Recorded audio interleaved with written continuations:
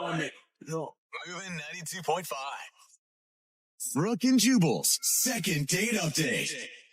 It always sucks when you don't get a call back for a second date, especially when that first date cost you $1,500. Whoa! What are you doing? And that is the problem that Cece is having. She's on the phone today to do a second date update with a guy whose name is Tag. What's up, Cece? How are you?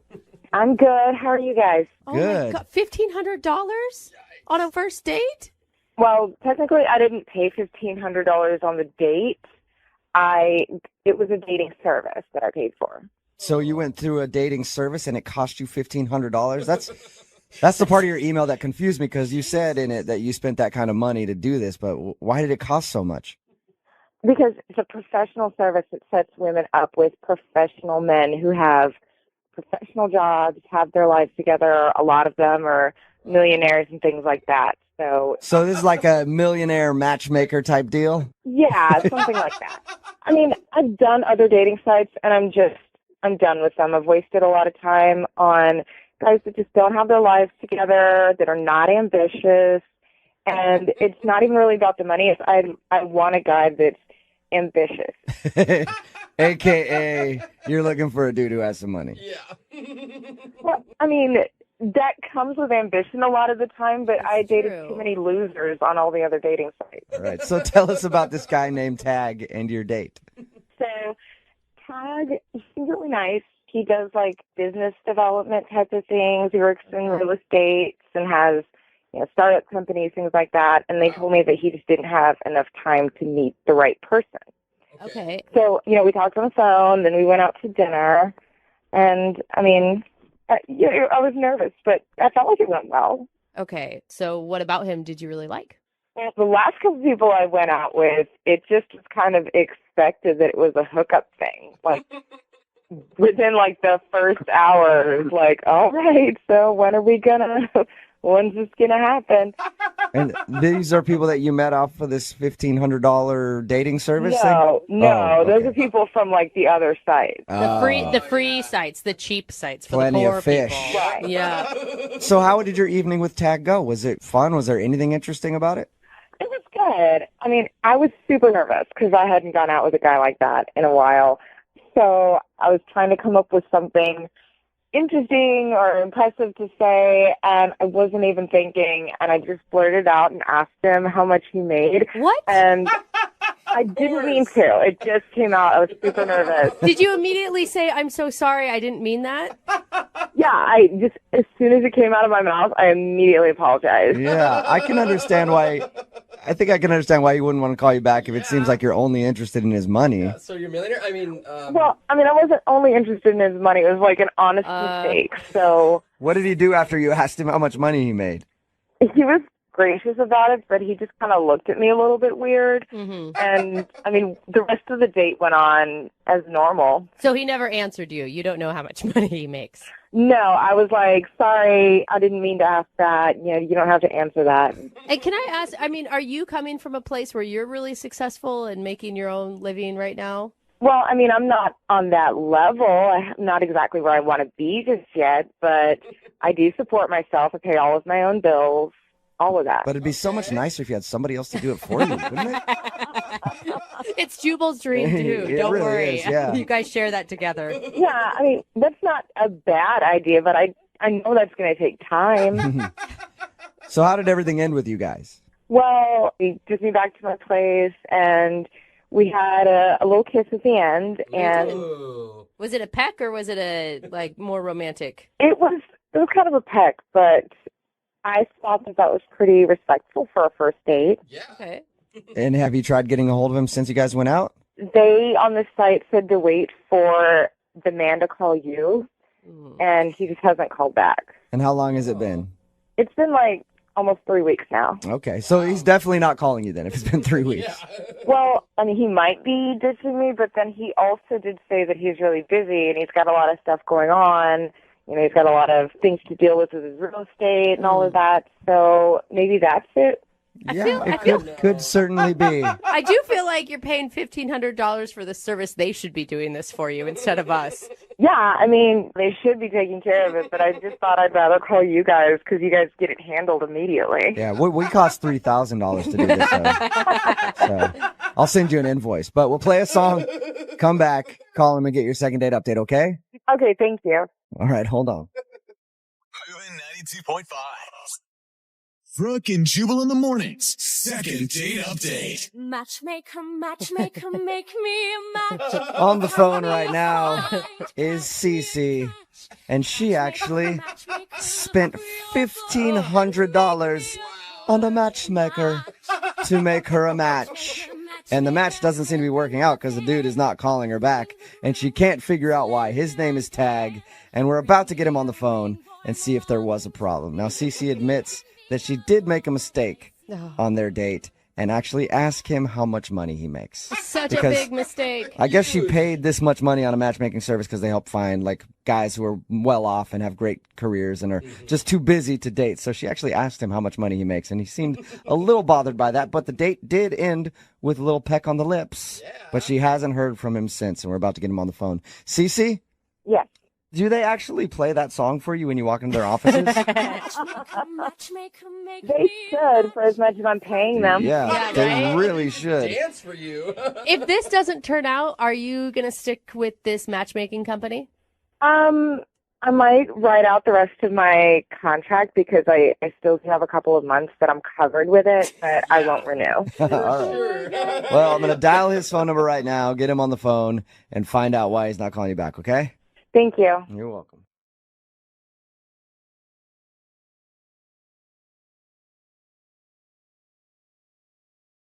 Hello, this is Tag. Hey, Tag, how are you? Good. How are you? Who is this? This is Jubal. I host a morning radio show called Brooke and Jubal in the morning. What is this regarding? I don't have a lot of time. I'll make this quick. It's regarding a date you recently went on. What? How'd you get my number? Well, I got it from the girl in the morning. What is this regarding? I don't have a lot of time. I'll make this quick. It's regarding a date you recently went on. What? How'd you get my number? Well, I got it from the girl that you went on a date with. She actually emailed us and asked if we could get a hold of you because you're not calling her back. You serious? Yes, I am. Her name is Cece. No. I'm not going out with her ever again. Oh, okay. That was quick. Yeah. What's I guess we got our answer. What's the problem with Cece? Can you tell us? So wait a second. Are you guys working with a matchmaking service, and that's how this is happening? No. Although I would like to be because it sounds like a lucrative business. Cece actually emailed our radio show and asked us if we could get you on the phone to find out why. She's confused and would love to see you again, but unfortunately, you're not calling her back. Okay. She told us that you guys went out to dinner and there was an awkward moment where she asked how much money you made. Wait, she actually told you about that? Yeah, she did. She thinks that's the reason you're not calling her. I think it's probably the reason, too. That's embarrassing.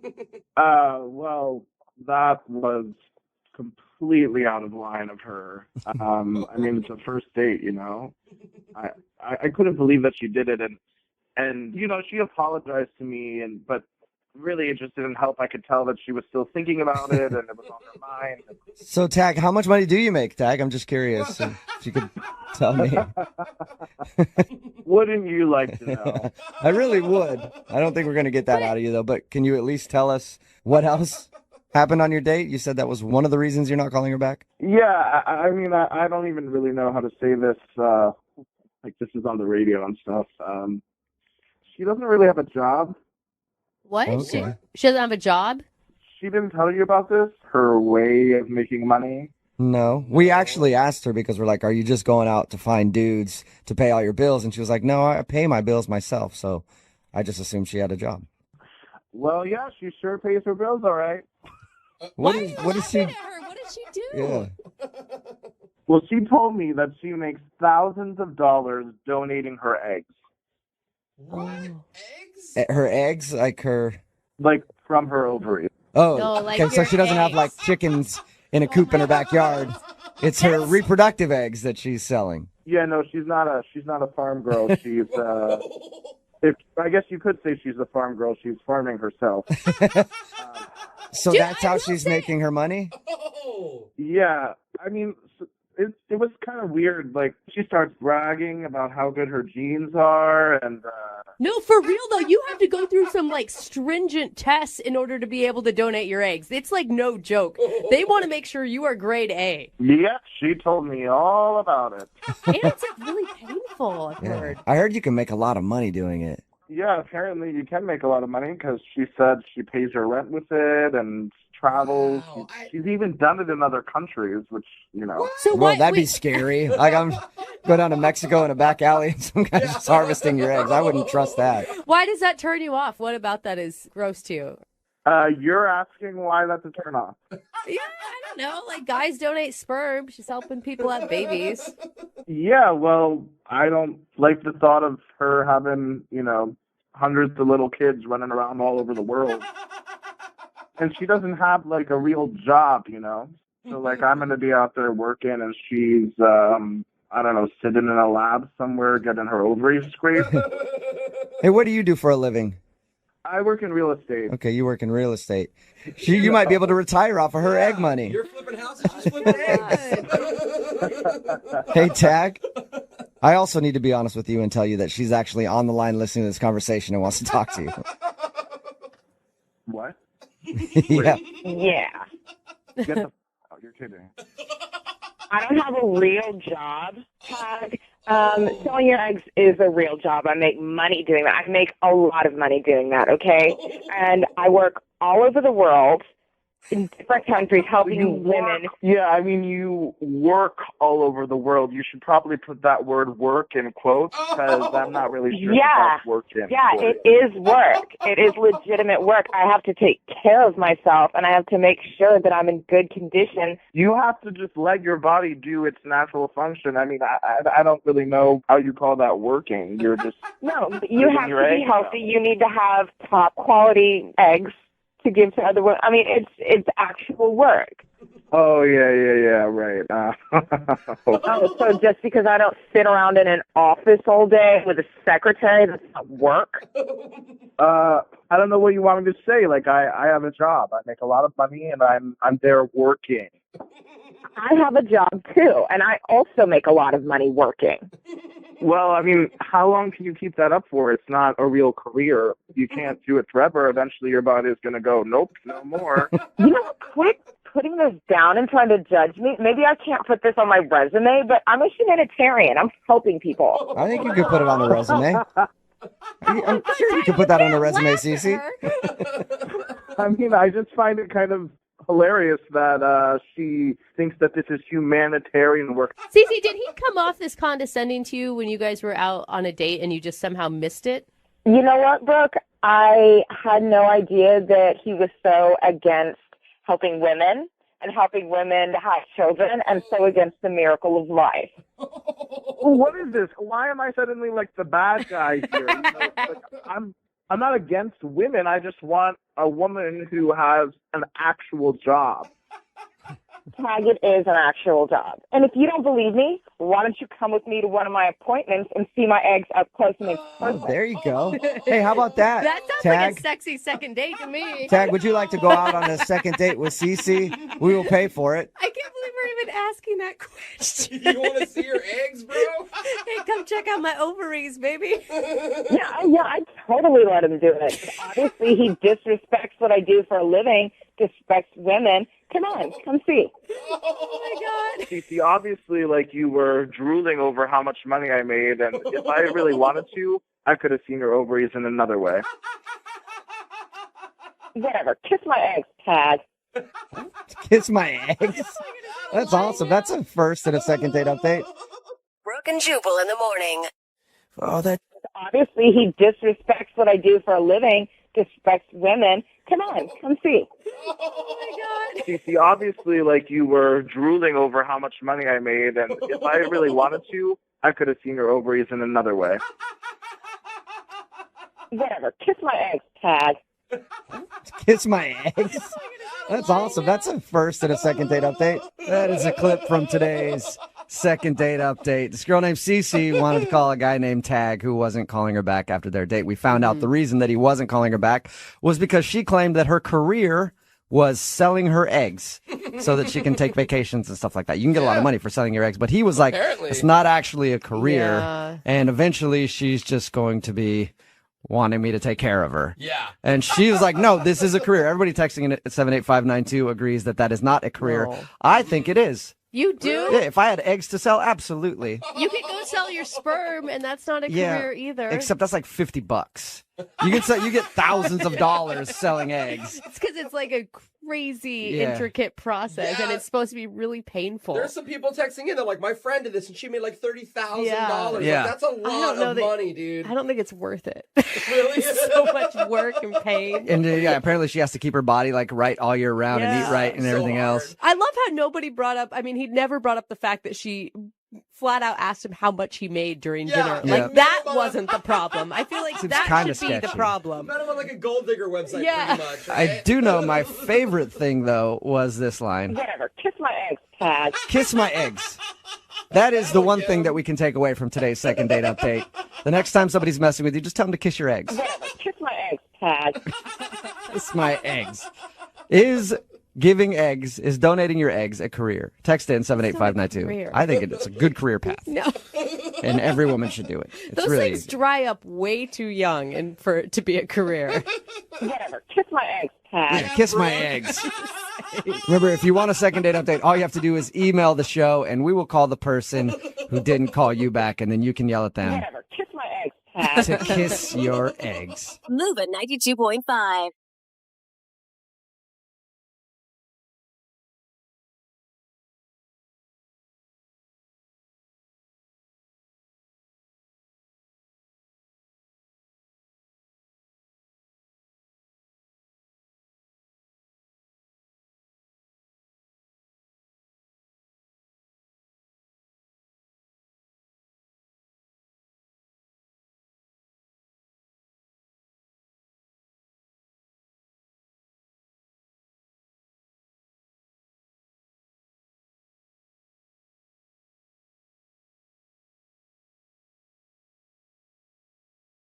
Ladies, I'm going to tell you a little secret about guys. Okay. Dish.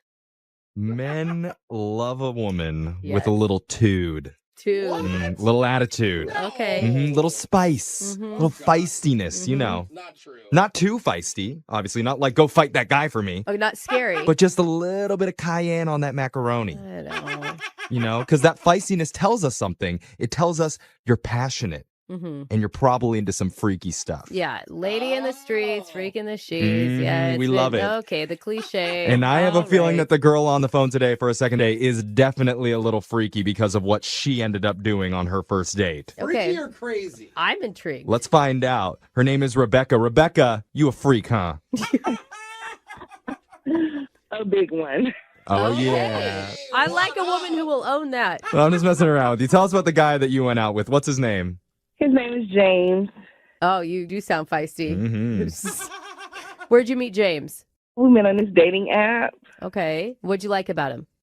Well, in his picture, he looked pretty hot. I mean, he was muscular. He just looked like he could do some things. Okay. Freakalicious. All right. So what'd you and James do on your date? We noticed him come in, and he looked a little different than his pictures. In a good way, or? You know, like he looked like a whole lot different, like maybe about 50 pounds bigger than his picture. Oh. But that was okay with you, apparently. That was absolutely not okay with me. Oh. I mean, Okay, so wait, what did you do?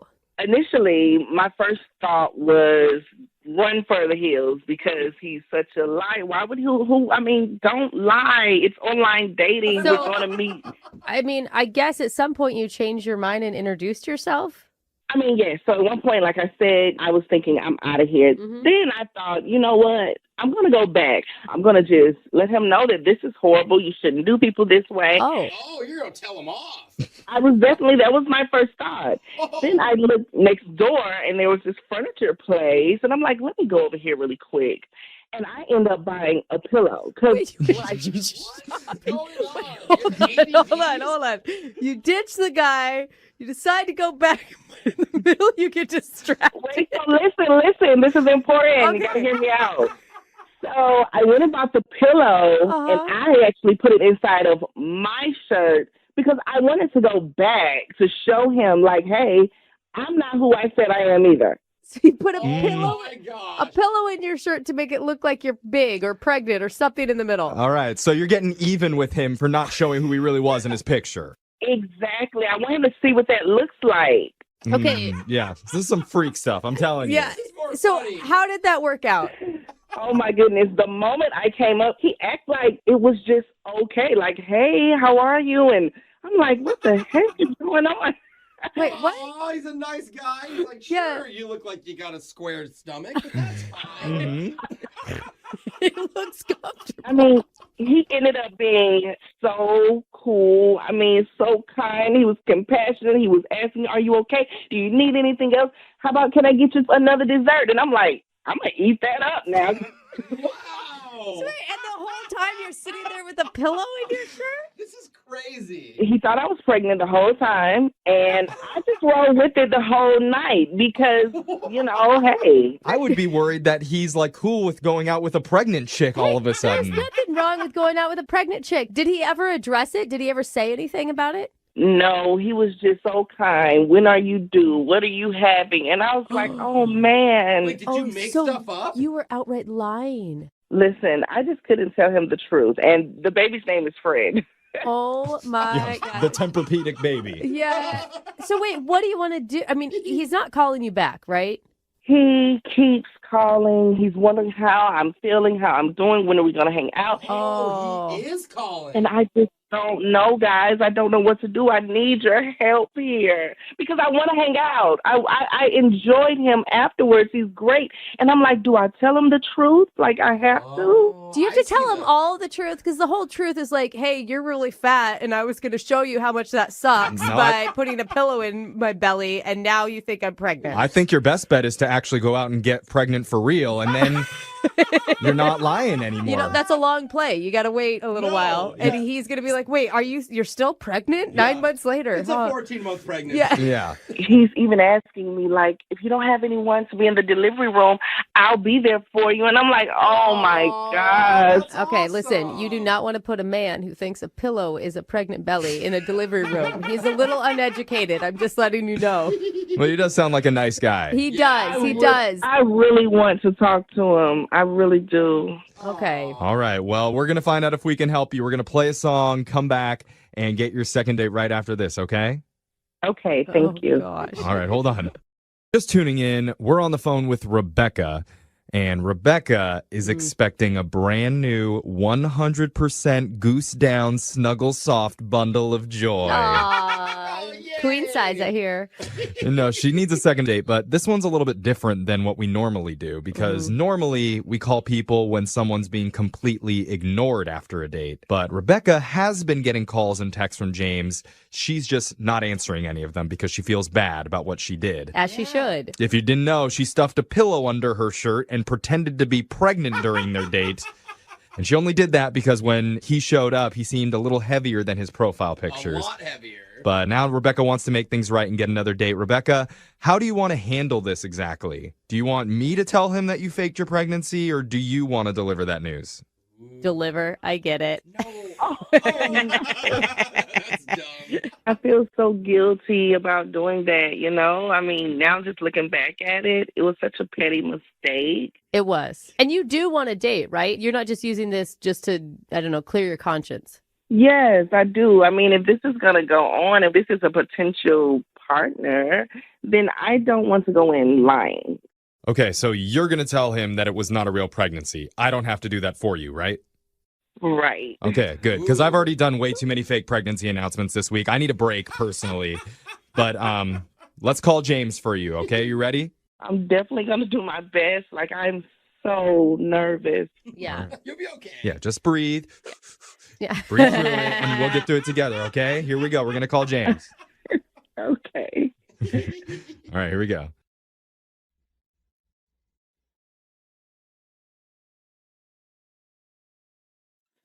Hello? Hi, can I speak to James, please? Yeah, who's this? Hey, this is young Jeffrey from Brooke and Jeffrey in the morning. You have a moment to talk?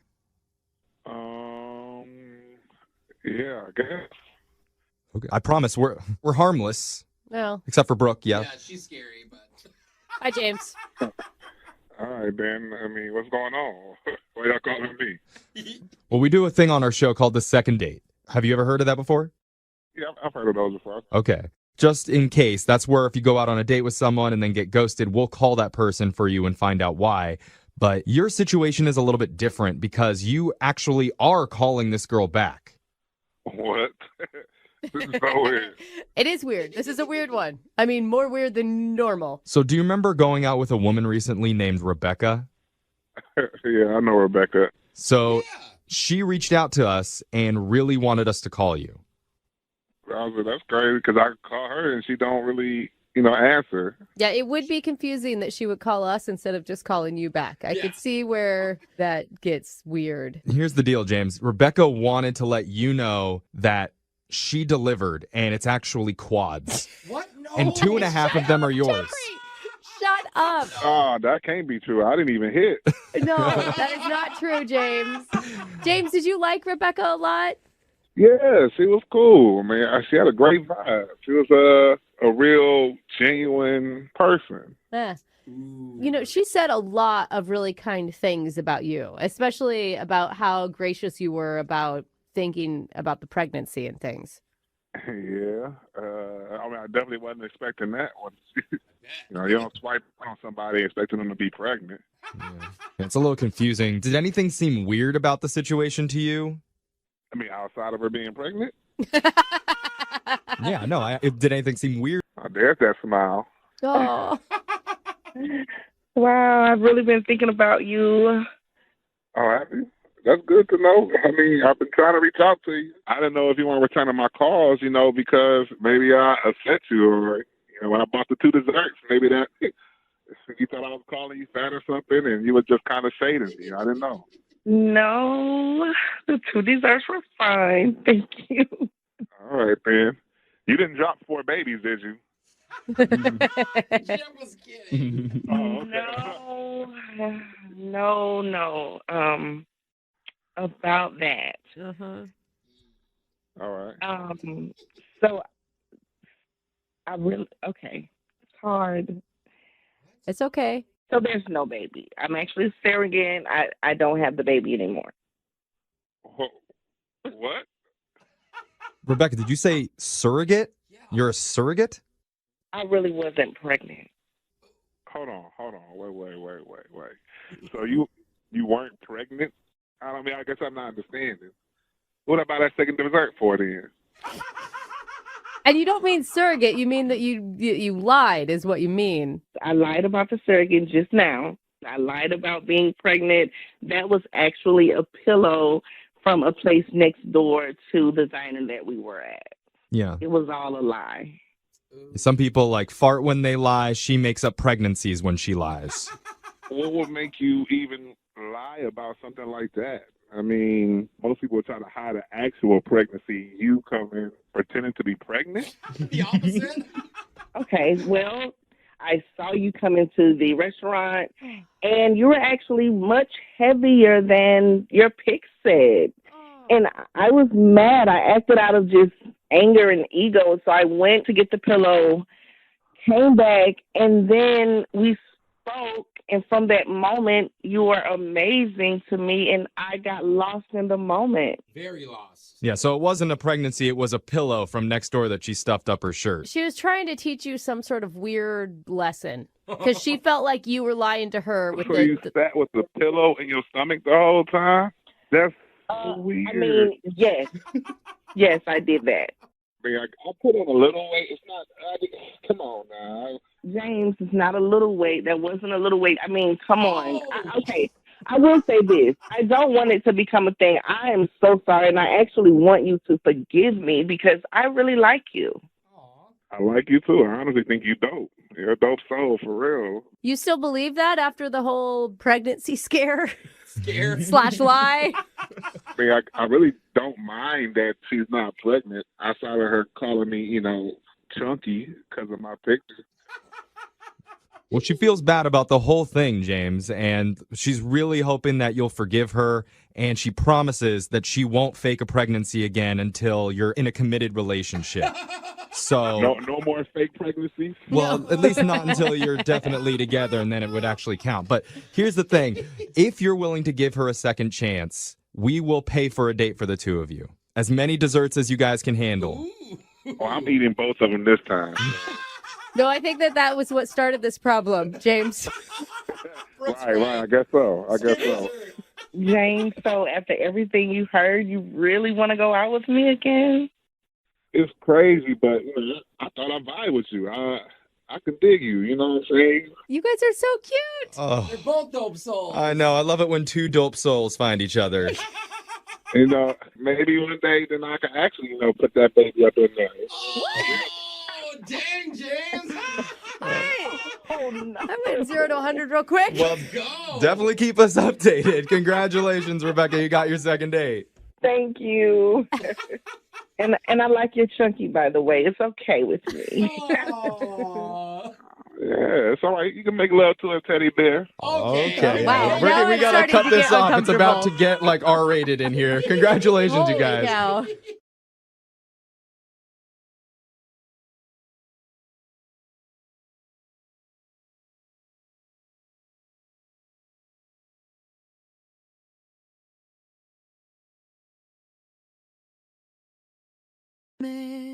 Moving 92.5.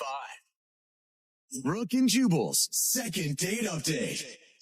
I've never had to do online dating, as I've mentioned before. Yeah, because you just get girls too drunk and they end Naturally. up. But what I've heard, rumors are that sometimes you meet someone online and then you meet up with them and they're not exactly who you thought they were. Strange. Weird, right? People misrepresent themselves? Yeah, all the people that I meet on Craigslist are always exactly the same as what their as what their casual encounter ad says. Like, it gets straight to the point, and I know what I'm getting when I show up. Yeah. You're so. Stacy Oh my gosh. met a guy named Tyler online. In her email, it says that he turned out to be different than I thought when we met in person. Uh-oh. In a good way, though. Right, Stacy? Yeah, he was really great. Huh. How so? Well, he was cuter in person, and he made me laugh a lot. I just remember feeling really comfortable with him instantly. Okay. And how long had you guys been talking online before you met in person? 2 weeks. 2 weeks? 2 weeks, okay. So you felt like you kind of knew him Yeah. a little bit. What did you guys do on the date? We went out to dinner, and we couldn't decide what to order when we got to the table. So we got two different things and shared them, and that seemed really cute and comfortable and fun. You didn't feed each other or anything, did you? No. You didn't baby bird him, did you? In the middle of it? Because that's what I do on my dates, and they dig it. Let me tell you that. Gents, you can use that in your future dates. You're the elderly center. What'd you guys do after dinner? Well, after dinner, I invited him back to my place. Ooh. And we didn't have dessert at the restaurant, so I offered to make him dessert. So I went into the kitchen, and when I came back, he was just really different. He was kind of cold. Really? And, yeah, he was there for about 10 minutes, and he told me that he had to go home and feed his dog. That he had to go feed his dog? That's like the girls, I have to go wash my hair. No, Yeah. but I have a dog. That really happens sometimes. It does. I'm serious. I'm serious. Sometimes you forget, oh crap, it's been 6 hours. Well, dogs are fine. They're good. So he left to feed his dog, and did you guys kiss or anything? We kissed on the cheek. Ooh, steamy. What was your goal of bringing him back to your place? I didn't want it to go too far because I like to take it a little slow myself. Mm-hmm. But, I was really having a great time with him, and kind of wanted to see how he would feel in my space, have some dessert. Right. You just get him into your space and see how everything works. I get it. He's not a sofa. Stacey, do you think that, maybe he got the wrong impression by you inviting him back? That you wanted to do more than just spend time together? I don't think so, because he was really into it. And it wasn't until I left him alone into the kitchen that his energy changed. Do you have anything weird in your place that he could have seen? I don't think so. Come on, we have heard some weird stuff like feces on a wall, samurai swords, Justin Bieber posters. We've done a lot of these second dates. I mean, I have some C-cell art, but I don't think that would be so off-putting that he would leave. Yeah, I don't think He's so. just mad about that. This is disgusting. I hate the beach. Yeah. I have to go to the Museum of Modern Art just to cleanse myself of your ridiculous tastes. Hopefully that's not it. All right. Well, we'll call him after this, play a song, come back, and get your second date update, okay? Okay, great. All right. Hang on. Moving 92.5. Brooke and Jubal in the mornings. Second date update. It's interesting to me how many of these second date updates we do where people go to someone's house and then split really quickly. Mm-hmm. You know, because again, like anytime I've invited someone over to my house, they usually always stay. Again, because they're blacked out and can't go anywhere. It's your second date update. Yeah, that too. Yeah. We've got Stacy on the phone with us. Stacy went out with a guy named Tyler she met online. She was pleasantly surprised when she met him. They had dinner, went back to her place for about 15 minutes, and then he seemed kind of strange, said he had to go feed his dog, and left. Stacy, how many times have you tried to get a hold of him? I didn't ask you that earlier.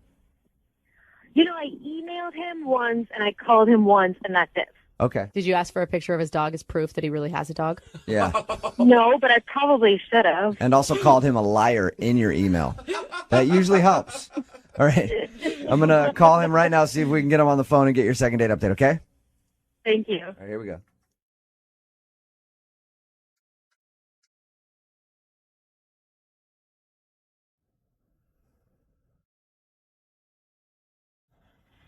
Hello? Hi, can I speak to Tyler, please? Yeah, this is him. Hey, dude, how are you? This is Jubal from Brooke and Jubal in the morning. I'm moving 92.5. Hey, What's up? what's going on? Not much. How you doing? Good. Big fan of your show. Why Thanks, are you dude. calling? You recently went out on a date with a friend of mine. Her name's Stacy. Uh-huh. She said you guys had a really good time, but you're not calling her back. Pretty much, I just wanted to call and ask why. Yeah. You remember you met her online? I mean, she's cute. She's a cute girl, you know, but she just wasn't what I was expecting. Did she not look like her picture? No, yeah. You sounded a little hesitant there. It's complicated. Is that what it is? Did she not look like her picture? Where her picture's like, I don't know, some people take pictures really close and they don't want to show their whole body. Or use ones from like 4 years ago. She's smoking in the picture. She looks awesome. And then we go to dinner, and I don't know how to say this. Her boobs were weird. What do you mean boobs were weird? She had one really big boob. She had like a bad boob job? And I know women in general, there's like a boob that's bigger. I know that, but this boob was there was considerable difference. Were you? Like you're talking like A cup to C cup, like A cup on one side. I don't know. It was like A cup to droopy B cup. Okay, you guys, come on. She had a lazy boob. I just like that Brooke and I were confused by this, and then immediately both the men in the room understood, and they were like, "Oh yeah." One of those. We've encountered one better than the other. Well, come on. Why would you go back to somebody's house? Like, what? You're not attracted to one lazy boob? Big deal. I went back to her place because I will be completely honest with you. I was quite intrigued. I kind of wanted to know what.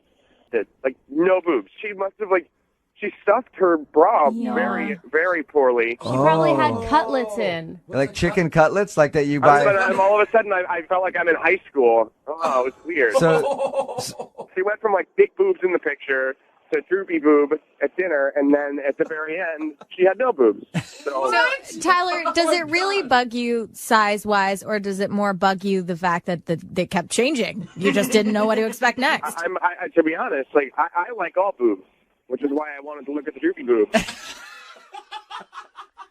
just felt like she was lying to me. You know what I mean? I don't want to go out. Okay. What am I going to do? Yeah. Who knows? What else is she lying about? Hey, Tyler? Oh, I love this part. I should let you know now that Stacy's actually on the line and heard everything that you just said. Oh, You really disgust me. I think most women who are about my size use enhancements, I really Jimmy, shallow, and you're how do I know that you work where you said you work? How do I know? Really? I just don't know. Really? That's a ridiculous argument. Hold on. No, wait. Did I look like my picture whenever you went out with me? No. I didn't look like my picture. So had I Shut up. I don't want to hear anything else you have to say. I really don't want to hear you talk anymore. Stacey, can I ask, because I have very small boobs, like you need a microscope to see them. Do you feel really insecure about them? Is this something that you do on every date? I like small boobs. This isn't about boobs. I know, You just Tyler. don't like lazy ones. Yeah. I like lazy ones. I was going back to see the lazy boobs. But it's not lying. I don't like being lied to. That's like saying changing your hair color is lying. Yeah, or like wearing heels. Like she's maybe 6 inches taller. I will say this, women, there are a lot of things that women can wear to change their bodies when they go out on a date. And by the time you get them home and undressed, you're with like a 42-year-old dude. You just have to know that going into a date. There's lots of stuff out there like that, but I don't consider that lying. Yeah, and we all thank Spanx for that. Yeah. So you really consider it lying, Tyler? It felt like a lie to me. I hope you find some braless hippie to make you happy, all right? Because that's the only person who you're going to find that isn't, quote-unquote, lying to you. You weren't wearing a bra that was making your boobs look weird. You legitimately had one giant boob and one small boob. They don't sell those bras in the store. You're exaggerating. Who's exaggerating? Who is the liar now? I'm hanging up. I'm done with this. I don't want to hear any more of it. Goodbye. You're not stuffing your bra correctly, and then all of a sudden your boobs disappearing. It's like you're some boob magician, and I don't want to be someone that's going to lie to me. Boob musician. Hey, Tyler. Tyler, Stacy hung up on us. She's not there anymore. Oh, no. Thank you for, at least letting us know why you didn't want to go out with her. Yeah, no problem. I was hoping, at the end of these, we always ask if people go out on a second date. I was hoping we could do that for you. I would have probably gone out with her. And to be honest, I honestly like to see which boob is bigger. You just want to see the lazy boob, that's all. Brooke and Jubal in the morning.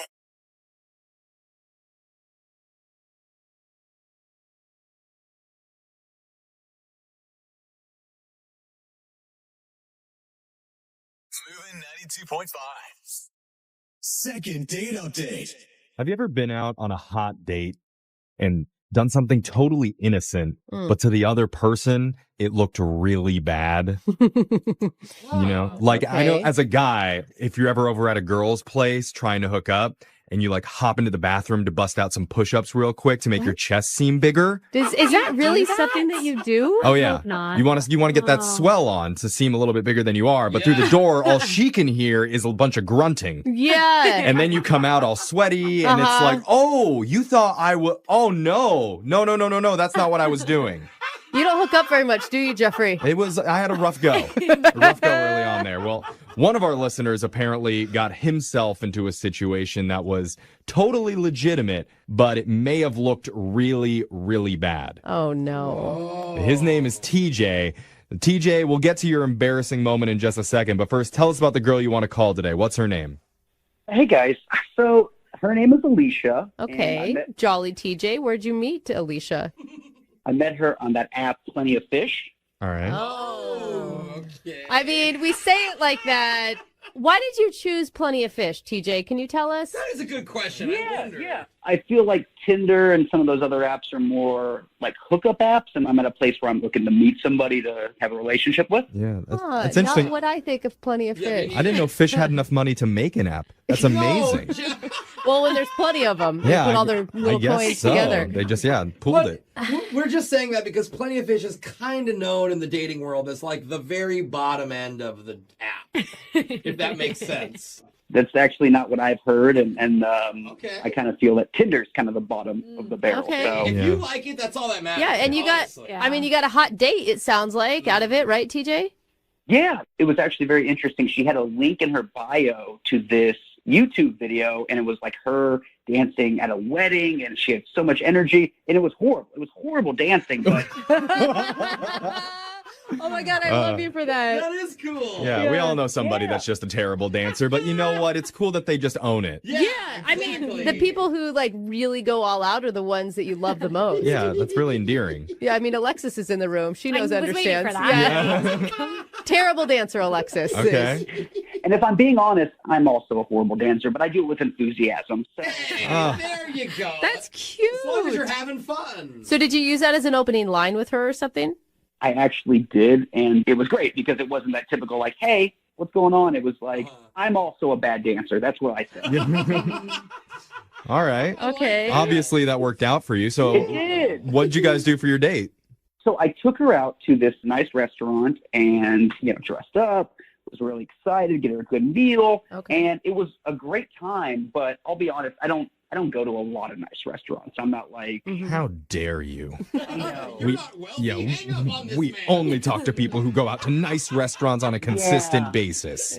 like I'm normally good with like Chipotle or McDonald's. Like I'm Right. not gonna Yeah. lie. I feel that. But I wanted to do something nice. And we go to this restaurant, and a little something happened at the beginning that I think maybe threw her off, and it threw me off. Oh, no. I'm not used to places that bring you wines to the table and give you, they gave me like a little sample of the wine to taste it to see if I would like it.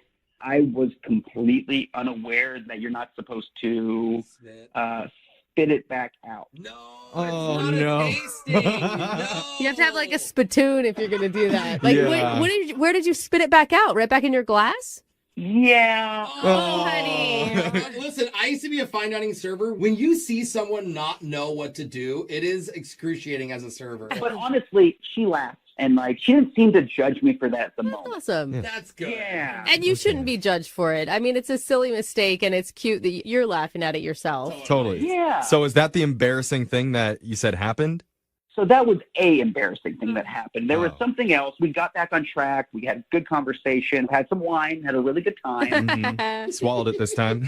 Yeah, hopefully. It just spits it all, right? Exactly. They brought me a different glass, so it was great. Good service. Good service. Good service. And at the end, she had made it very clear when she got there, like in a nice way, that she would feel more comfortable if we split the check, which was totally cool with me. I get that, no pressure. So we did that. We each put our card on the bill. Okay. Her card, she had like a unique cover on her card, though. It was actually really cool. It was like this eagle over the waves with a sunset. Like, I've never seen a credit card like this. Yeah, where you can, you can get like personalized credit cards, right. like Sports team on mine. whatever picture you want. Yeah. Totally. And I've seen sports teams. I've just never seen like this piece of art that was so neat. Okay. So I took a picture of it because I wanted to like keep this piece of art. It was so cool. Oh. And right as I was taking the picture of it, she came back to the table. Oh. Okay. Yeah. That looks so Yeah. bad. Really icky. Like now I think she thinks I was trying to like steal her credit card information or like. What did you say to her? I told her, I was like, no, I really like this design. And she kind of smiled. It's a card. Yeah. It's a rectangle. Did she tell you to delete the photo? I would have. Yeah. She didn't, but she like also kind of clammed up and grabbed her card immediately and Yeah. put it back in her wallet. And And you're like, no, just sign this. I just want to see what your signature looks like. By the way, what's your social? Yeah. What's your birthday? Just a coincidence. so I feel so dumb because then the rest of the night, like we kind of wrapped things up there and said goodnight. We kind of gave each other a hug, but it was like kind of an awkward hug. And You lost your momentum. Huh? Yeah. And it was going so well, guys, despite the wine mix-up. It was going so well. So I just, I feel dumb, guys, and I just don't know how to talk to her and get her back because she Right. ghosted me. So I mean, you do come across for sure as a credit card thief. Yeah. Sketchy. Yeah. Just to be blunt. I hope not, but I can understand like why she would have thought that. I mean, I hope not. I have a new TV, but it's fine. Well, let's see what Alicia has to say. We're going to play a song. We'll come back. We'll call her and we'll try and get you your second date update. All right. Thanks, guys. I appreciate it. All right. Hold on. If you're single, trying to find love, you can treat every date like a learning experience. Okay, yeah. That's nice. You kind of figure out what to do and what not to do in the dating world. Yeah. And one of our listeners, TJ, definitely learned a lot of things you shouldn't do when he went out with a woman named Alicia. Like he learned, do not spit your wine back into the glass when the server offers you a taste. No. Also, don't take a photo of your date's credit card because you think the design on the front's cool.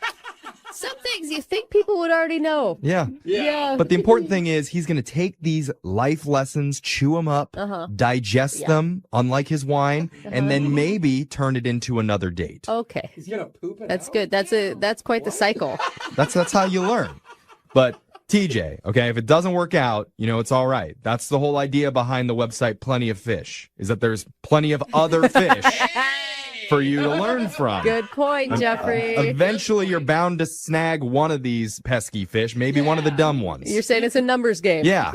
So don't give up. Maybe If you're single, trying to find love, you can treat every date like a learning experience. Okay, yeah. That's nice. You kind of figure out what to do and what not to do in the dating world. Yeah. And one of our listeners, TJ, definitely learned a lot of things you shouldn't do when he went out with a woman named Alicia. Like he learned, do not spit your wine back into the glass when the server offers you a taste. No. Also, don't take a photo of your date's credit card because you think the design on the front's cool. Some things you think people would already know. Yeah. Yeah. But the important thing is he's going to take these life lessons, chew them up, digest them, unlike his wine, and then maybe turn it into another date. Okay. He's gonna poop it. That's good. That's quite the cycle. That's how you learn. But TJ, okay, if it doesn't work out, it's all right. That's the whole idea behind the website Plenty of Fish, is that there's plenty of other fish for you to learn from. Good point, Jeffrey. Eventually, you're bound to snag one of these pesky fish, maybe one of the dumb ones. You're saying it's a numbers game. Yeah. So don't give up. Maybe a throwback, but you can always keep it. There you go. Fair enough. That's good to know. Okay. I don't think he feels much better. No. TJ, I actually have a lot of faith in this one because I can totally understand, like, she met you on Plenty of Fish. You're taking pictures of her credit card, why she's not calling back. But I'll vouch for you that you're a stand-up guy and you weren't committing credit card fraud. Yeah.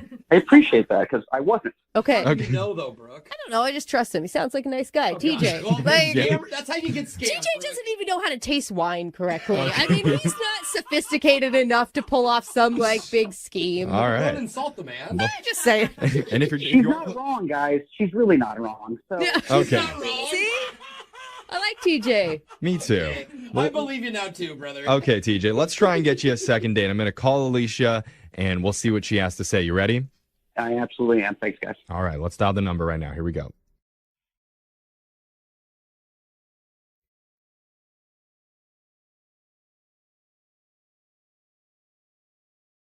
Hello, Hi, can I speak to Alicia, please? this is Shay. Hi, Alicia. My name's Jeffrey from the radio show Brooke and Jeffrey in the Morning. How'd you get this number? We're just going through the phone book, dialing everybody's numbers, saying what's up. There's no phone book listing of cell phone bored. numbers. We're really bored. Oh, well, you have to pay for it. Yeah.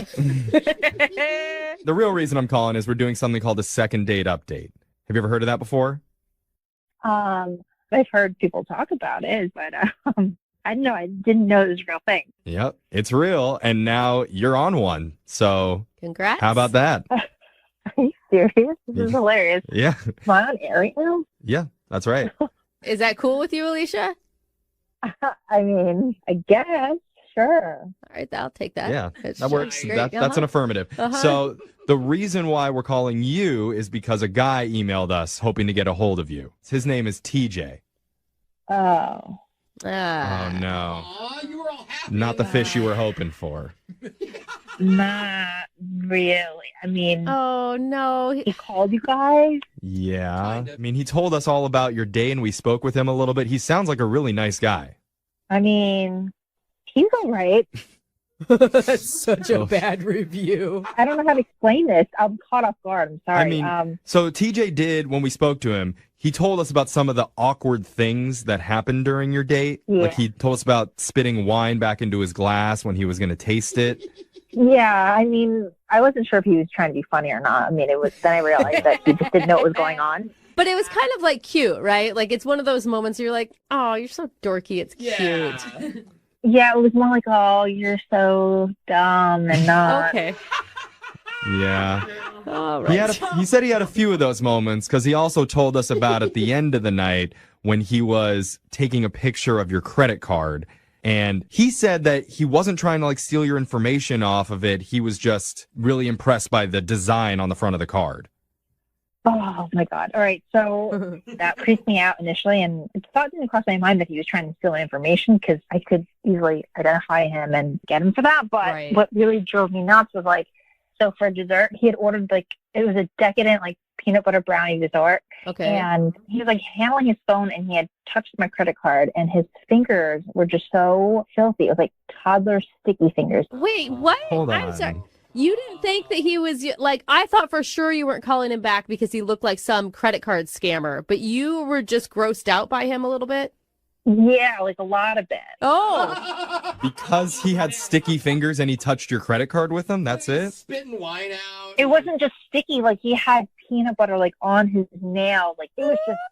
Let's hope it was peanut butter. Yeah. Yeah. Well, now you mention it. Oh my God. I mean, I could see where that moment would be. I mean, but I see how it would be sort of disgusting, but you think that you don't have a future with him romantically because he has sticky fingers after eating a delicious treat? It was embarrassing. But I mean, there was another issue that I had with him. So after our date, I went on Facebook to look him up. I was very intrigued by his messy eating, but I noticed that we had a mutual friend. So I messaged her and asked her if she how did she know TJ? Did she go out on a date with him? Uh-huh. And then that girl ended up messaging me on Messenger.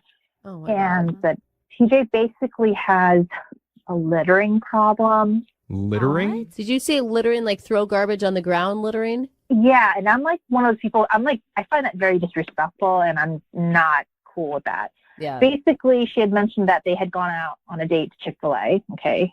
So He definitely stepped up the class with your date, though, so maybe you should take that as a compliment. I guess. But after he had finished eating, they were in the car, and he just kind of chucked the whole bag of garbage out the window. Oh, wow. Oh, that's bad. I was like, who's tattling on people for littering? But that's a moment. That's Yeah, we were talking about behaviors that you can change and can't change. You can't change a litterer. That's for sure. Throws a whole bag of something out the window. Yeah, that's. Are you sure? I mean, maybe this is hearsay. It's this person knew this person knew this person. What if it's even just a different TJ altogether or something? That's a good point. So let's ask TJ directly. TJ, are you a litterer? So this is the problem with getting second. Hi, first of all, hi, Alicia. So Alicia, I should probably tell you that TJ's been on the other line listening, and you heard everything that you said. Did I forget to mention that? Yeah, you did. I know exactly what you're talking about, and let me clarify because that's the problem with secondhand telephone. People just say things. There was a giant cockroach on the floor of her car, and I had to use the bag to kill it, but it was climbing up on the bag, so I threw it out the window because I freaked out. Whoa. So, Alicia, what are you thinking here? Are you skeptical or do you believe him?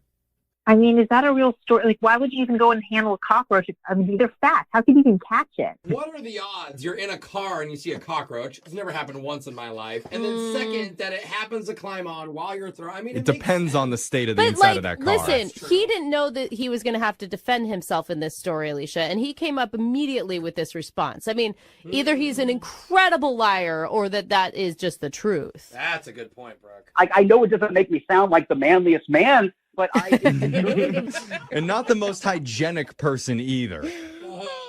Earlier we learned that you're a messy eater who doesn't care about getting those nasty peanut butter fingers on your phone. How could you not see that? That would be a huge turnoff on a date. I know. I don't know why. And I bet he's the type of person that likes to lick the peanut butter off his fingers one by one. It's definitely under his fingernail beds. Oh, yeah. Well, actually, not anymore because he already sucked it all out. Okay. I'm going to throw up. I mean, Alicia, would you have gone out with him again if you hadn't heard the litter story? I don't know. I feel like maybe you need to go to finishing school or something. Finishing school? TJ, I don't think Alicia is trying to be mean. She's just trying to help you out so you don't do this again in the future. Frankly, she's not who I thought she was, and honestly, I don't mean to insult you, but you're being a negative Nancy right now. Oh, wow. Dang, we got to bleep that? I don't know. That was bad. I told you the aggressive TJ was coming out earlier. Yeah. He means business. Honestly, I think you're being quite judgmental, and I thought we had a nice time, and if you're this nitpicky and judgmental, I don't know if I want a second date. Oh. Whoa. TJ laying down the law. Tables have turned. Is he a little more attractive when he does that, or are you rolling your eyes right now? I mean, I'm fine with that choice. That makes it easier for me to say no. Oh. Well, no, you guys can't do that because I have to ask you if you guys would like to go out on another date first, Oh. and we'll pay for it. I think I'm going to have to pass, you guys. I'm sorry. I'm happy with this, guys. I'm going to have to pass, too. Well, I'm sorry, TJ, no second date. You know what? I'm fine with that, guys. There's plenty of fish, like you told me earlier. Oh, there you go. Or plenty of cockroaches, depending on what website you want to try. Moving 92.5. I'm really interested in talking to Laura, who's on the phone for a second date right now, because the email that she sent in said, "Hey, Jubal, if you do the second date, I've got a teaser for you. This guy used a pickup line on me that I guarantee you've never heard before." Wow. Ooh, I want to hear it too. God, she's yeah, good me at this. too. Hey, Laura, what's up? Hey, guys. Hey, what was the pickup line? I feel like I've heard and used every single pickup line in the book, so you got your work cut out for you. I swear you have not heard Out that. there. He means business. Honestly, I think you're being quite judgmental, and I thought we had a nice time, and if you're this nitpicky and judgmental, I don't know if I want a second date. Whoa. TJ laying down the law. Tables have turned. Is he a little more attractive when he does that, or are you rolling your eyes right now? I mean, I'm fine with that choice. That makes it easier for me to say no. Oh. Well, no, you guys can't do that because I have to ask you if you guys would like to go out on another date first, Oh. and we'll pay for it. I think I'm going to have to pass, you guys. I'm sorry. I'm happy with this, guys. I'm going to have to pass, too. Well, I'm sorry, TJ, no second date. You know what? I'm fine with that, guys. There's plenty of fish, like you told me earlier. Oh, there you go. Or plenty of cockroaches, depending on what website you want to try. Moving 92.5. I'm really interested in talking to Laura, who's on the phone for a second date right now, because the email that she sent in said, "Hey, Jubal, if you do the second date, I've got a teaser for you. This guy used a pickup line on me that I guarantee you've never heard before." Wow. Ooh, I want to hear it too. God, she's yeah, good me at this. too. Hey, Laura, what's up? Hey, guys. Hey, what was the pickup line? I feel like I've heard and used every single pickup line in the book, so you got your work cut out for you. I swear you have not heard this one before. I promise. And it obviously worked because you went out with a guy. Well, yeah. I mean, it was kind of weird, but ultimately, I guess it worked. Okay, I'm dying to know. What was it? Yeah. Okay, so the line was, "You kind of look like my stepsister, and I've always had a thing for her." What? That is gross, man. Why weren't you running the other way? What is? Now I'm questioning what's wrong with you. Yeah. Why did that work on you? I guess because it just totally took me by surprise. I mean, Yeah. That's for sure. Are you sure it's not Normally- because you've always had a thing for your stepbrother and this was just some fantasy that you both were going to live out? I don't know. Maybe I've read one too many romance novels or something. Let's hear the scenario then. Like, maybe situationally it might have worked. How did he deliver this line to you? Where'd you meet him? I was out with a bunch of my girlfriends out at a bar, Uh-huh. and this group of guys walks up and just kind of starts sitting down at our table and mingling. Like everybody's just talking. Tell me you're like super wasted and that's why it worked on you. No, I'm sorry. I wasn't that wasted at the time. Okay. Really? So it sparked conversation. How long did you guys hang out? Quite a while. I mean, we were talking for probably an hour or so. And, you know, even at one point I got up, I went to the bar to get a fresh drink. And I come back to the table and some other girl has slid into my place and is chatting him up. Oh, wow. And did you kick her out? You're like, hey, you don't look like his stepsister. Get out of here. Or half sister or whatever it was. I mean, I had to get rid of her. So I told her that the bartender was just complaining that something was wrong with her credit card and he needed to talk to her about it. Oh, that is It's a good move. that is genius and also super shady. I don't know. I mean, I just wanted my guy back. I mean, he was mine. Okay. So was this the date that you want to call him back about, or did you guys actually go out? There's more. So I'm like, you know, you're welcome. I saved you from that Ugga. No, you did not call her that. I did. I'm sorry. I did. I'll admit it. What did he Okay. say? He was like, well, why are we sitting around wasting time here? If you want another drink, why don't we have one back at my place? Oh, man. Sweet. And We does he live know. with his family, so you got to meet the person you look like? No, thank God. All right. So did you go back to his place, though? Yeah, I was kind of up for it, you know. Cool. I ended up spending the night, you know, we had fun. You can always tell when someone ends up staying the night because their voice gets even higher. You know, we Yeah. talked about that. We just did it, and it was really fun. Yeah, we just had a good time. See? Yeah, see, the voice is still high. All right. So it sounds like you had fun. How was the next morning? So the next morning was also kind of funny, but kind of strange.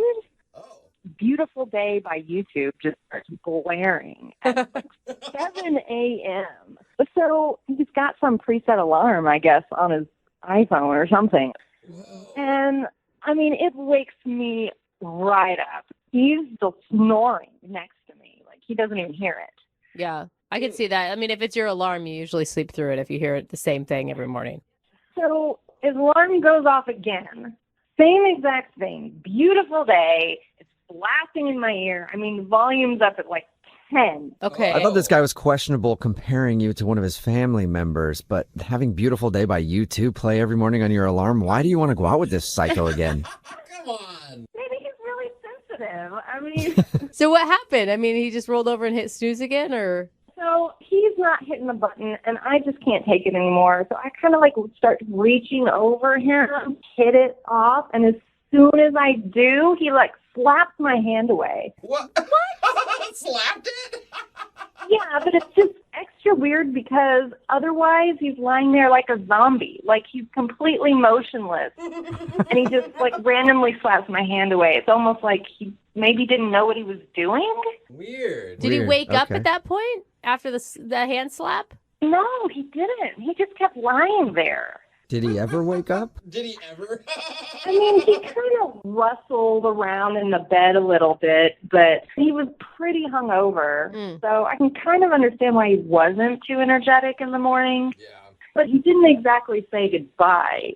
Oh my God. So you just got up, got dressed, and then left. Yeah, I mean, I had to go. So, yeah, I just kind of had to, like, leave. Do you think he was faking sleeping so that he didn't have to talk to you in the morning? God, I hope not. I hadn't even thought of that. Well, now you have a whole new thing to think about. Yeah. Why do you think he's not calling you back? I don't know. I had a really great time. And I don't want it to be just, you know, a random hookup. I'd like to see him again. Okay, well, we'll play a song, come back, and then call him and get your second date, if he wakes up, that is. Okay? All right, hang on. Beautiful day. Hey, Laura, Yes. is this giving you flashbacks of your date? Starting me off right. Okay. Yeah, Feeling I guess. positive. If you're just tuning in for the second date, Laura is on the phone. And Why a Beautiful Day by, who is that again? You too, Jubal. You too, yeah. Yeah, kind of Why? a big I should deal. know that. Oh I my work God. in radio. People assume I know music, but I don't. I was going to say Coldplay, and I knew that was wrong. A Beautiful Day by U2. Why do we start the segment with that? Because Laura met a dude at a bar. They went back to his place. They ended up, how'd you say it, Laura? Having fun, but you said it with a really high voice. We were having fun. Yeah. So they had a bunch of fun, and then she was woken up in the morning by that song right there on his phone as an alarm, I guess, and it kept going off. She tried to turn off the alarm, and at one point, he seemed to be still asleep, but he woke up, knocked her hand away from the phone, and then went back to sleep. And she hasn't heard a word from him since. Laura, are you sure you want to call this guy? I just think like one night stands, one night hookups that don't call you back and don't wake up in the morning to say goodbye are usually probably not very promising. I hear what you're saying, Brooke, but we had a great time. I mean, we really connected. I just think that he was maybe really hungover and doesn't really know what he did. And so I'd like to, you know, get to the bottom of this. Okay, cool. Okay. Well, I'm going to dial his phone number right now. Hopefully his ringtone is a beautiful day, too. He's just like a weird U2 fan. Every single song of his. You ready, Laura? Yeah. All right, here we go. I'm going to dial his phone number right now. Oh, by the way, what's his name? I didn't get his name. Matthew. Matthew. I guess that's important. Okay, now I'm going to dial the phone number and call him. Here we go.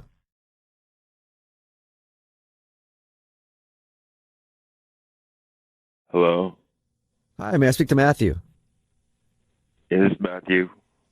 Hey, Matthew. How are you, man? It sounds like I just woke you up. I'm sorry, but this is Jubal from Brooke and Jubal in the Morning. It's a radio show. Yeah?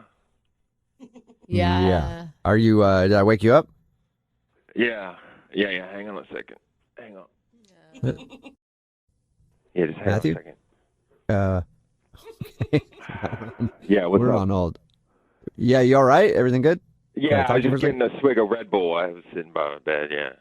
Oh, all right. Oh, gross. Perfect. My thing. It's like my thing that I have. So what's the problem? I don't understand Yeah. what the problem is. The problem is she reached over and turned it off. Why is that a problem? Are we done? Are we done here? Wait. No. Why is that a problem? Because it's not just an alarm. I listen to that song in the morning. I listen to it all the way through. Mm-hmm. I sit in bed and I listen to it, and it gets me going. It's my get up and bro song. Okay. Oh, dude. Hey, I feel you, bro. But Wait. why can't you just like let her turn it off because you're trying to sleep and then maybe wake up with her and then turn it on yourself after she leaves? Because that's not how my routine goes. Yeah, but when you invite someone over to your house and they stay the night, they're going to screw up your routine in the morning. Unless part of your routine is just waking up with a different girl every morning. I don't know. Maybe that's part of it. We don't have to talk about that. But look, I wouldn't get up and turn off her Spice Girls song. Why would she be listening to Spice Girls in the morning? Whatever, man. Look, I was off all day, and it was her fault. I felt weird. It messed with my head all day. You know what I mean? Like, it's just straight up disrespectful. You know what I mean? Not really. Why wouldn't you tell her? Because I was hungover. Okay. And it's also like, I didn't say anything because that's part of my routine, is I sit there and I listened to the song, and she interrupted it. And it messed up my whole day. But she didn't know that was your boundary. It's my phone. I don't mess with anybody's phone. Do you go and touch people's phones? If it's blaring U2 in my ear for 10 minutes while I'm waking up, yes, I would touch your phone. Then get out and leave if it's bothering you that much. Oh, my God. All right. Okay. Well, hey, man, you definitely know what you like, and you don't like somebody turning off your favorite song in the morning. Yeah, you got it out of me. Yeah. Thank you for telling us now. I appreciate that. Now I have to tell you something, and this might screw up your routine a little bit because Laura is actually on the other line listening and wants to talk to you. Hi, Matthew. Are you serious? Oh, my God. Man. I just want to know, are you serious? Because I'm just totally confused right now. What? Did you just hear all that? You're saying that because you didn't get to listen to U2, I ruined your entire freaking day. Listen, Laura, it's a routine. I listen to Beautiful Day by U2 once or twice, all the way through, no talking. Then I get up, I brush my teeth, I have my protein shake, I do some crunches, and then I'm ready to go. Okay, that's awfully specific. Yeah, it's a routine. Don't you have a routine, Laura? Don't you do something in the morning? Don't you do yoga or something, or listen to Rihanna or Spice Girls or something? Oh, my God. Well, the first thing I do is turn off the alarm. It turns off by itself when the song is over. And you know what? It's not just an alarm. That's what you don't get. It's a wake-up.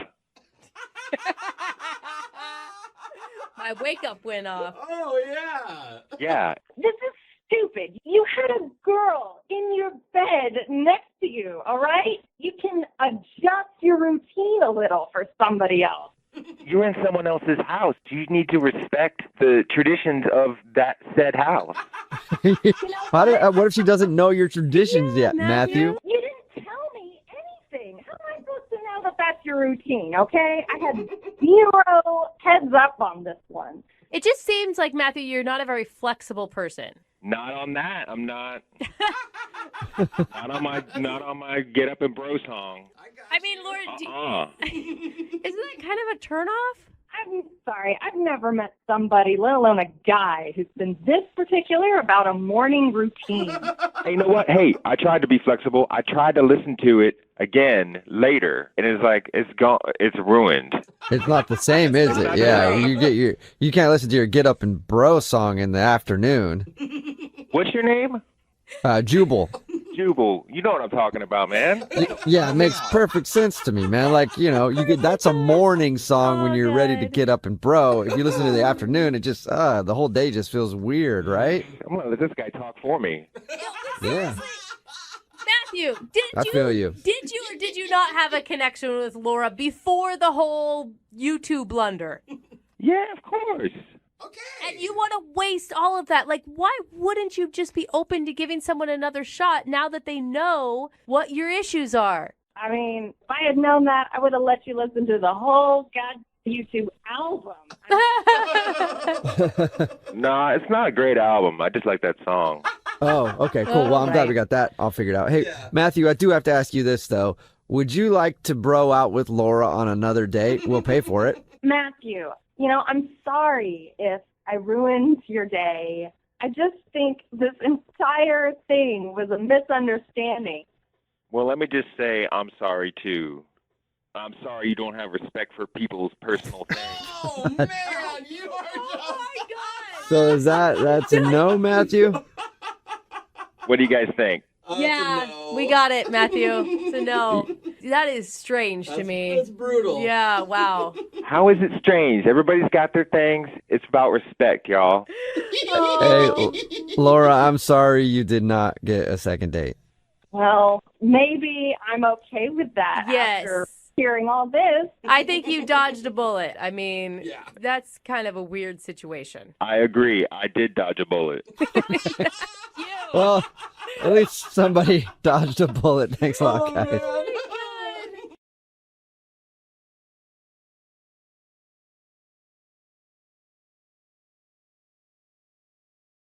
Are you single and feeling out of the loop? Put away that mouse and get out of the house. Join In the Loop, Seattle's brand new activities club just for singles. Go to intheloopsingles.com today.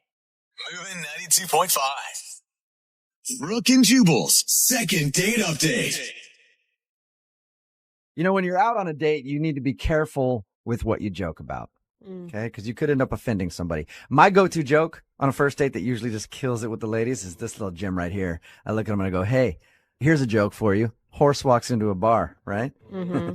Bartender says, Jubal, put your pants back on. That doesn't even make sense. I don't get makes it. sense. Of course you guys wouldn't. Oh, Think I about get it. it. There it is. Yeah. The It's ladies so usually far from the truth. love that joke. The guy on the phone to do a second date update today, though, is having a problem. He thinks maybe he told an off-color joke, and it kind of turned the girl off. His name is Dave. Dave, what's up? How are you? Hey, I'm good. What's going on, man? Just licking my wounds, I guess. God, you sound so upset, Dave. So you think that you told this girl a bad joke, and that's why she's not calling you back? Yeah, I don't know what I did, but that's the only thing really I could think of that went wrong. All right. How long ago was your date, by the way? About 10 days ago or something like that. And how did you meet this girl? I met her at a bar. Okay. And she was with some friends, and I just started talking to her. Now, a lot of people, when they do these second dates, they say that their first date was actually just getting drunk and hanging out that night. Did you guys actually go on a date, or did you just get wasted together? Well, we kind of went out together because I was with some friends, and then we ended up kind of breaking off from the group, and then we went to another bar and had a drink. Okay, All right. And that all seemed to go pretty well? Yeah, it went well enough to where I invited her back to my place, and she came over. Oh. That's usually a good sign that a date is going good. Yeah. So tell us about the joke, though, that you emailed. You didn't tell me what the joke was, but you said you may have offended her. Well, I brought her out a drink, and I said, man, wouldn't that be funny if someone mixed something in there or something regarding this What? No. You made Yeah. a joke like that to a girl who you just met. Yeah, but, I mean, she came to my place, so... No. Mm-mm, no. You don't. I'm guessing she didn't drink the roofie joke drink, right? No, she left. Yeah. Of course she did. Did she leave right away after you're like, hey, some people call me Mr. Cosby? Well, I mean, she made me feel uncomfortable enough by her reaction where I kind of knew it was over right then and there. Yeah, it made you feel uncomfortable. Isn't that amazing? Yeah, I know it was a stupid thing to say, man. I know it was dumb. That's one of those moments where you say it, you're like, this is going to be really funny. And then you say it, and then you see the look on her face, you're like, oh, crap, I just made a roofie joke to a girl who just came over to my house. Oh, no. Not a good idea. I know, it was like the stupidest thing I ever did. I feel like moments like that, it's like record scratch and then dead silence. What did she say to you? Well, it was kind of like an awkward look. And then I just kind of did the math. And when she said, I'm going to get my Uber, I was like, all right, see ya. Did you try to explain to her, hey, sorry about that, it was just a joke, I didn't... Well, it took a second, but then I said, hey, where are you going? I'm just kidding. It's a joke. And just to prove it to her, I drank her drink, too. Oh, my gosh. I slammed it right in front of her. At that point, you were already too far in the hole. I don't think there was any saving you. So she left, and you haven't heard anything from her. Have you tried to get a hold of her? Oh, my gosh. Yeah, I tried to get a hold of her. I texted her 3 times saying it was just a joke. Oh, my God. I would never call you again. And she hasn't responded to you at all? No, nothing. Do we even need to make the phone call, Jubal? We already know why she's not calling you back. Yeah. So you liked her a lot, though, huh, from your first meeting? Well, yeah, I did. I really did like her a lot. She got this really cute dimple, and she laughed at most of my jokes. Most of them. And so, yeah, I mean, she's pretty, she's smart. I mean, what's not to like? Hey, Dave, I just want to point out, okay, this girl that you just described to us, fun, pretty, attractive, everything else, was at your place after a night at the bars, sitting on your couch, ready to hang out with you all evening, and then you screwed it up with a really poorly timed roofie joke. Dude, thanks for pouring salt in the wound. No problem. That's what I do. Well, we're going to play a song, come back, call her, and get your second date update, okay? Okay. All right, man, hang on. Drugs in the drink. So funny. Bad idea. Yeah. Anyway, after he said that to her, she turned cold and then left, and he hasn't heard from her since. So we're about to call her right now, and maybe she'll blow our mind. Maybe you have body odor. Who knows? It could be something different. I Okay. don't know what I did. I thought we were having a blast. And then You it know went what you sour did. real You quick. know what you did. Everybody knows what you did. All right, I'm going to dial the phone number right now, get her on the phone, and get your second date update, okay? Okay.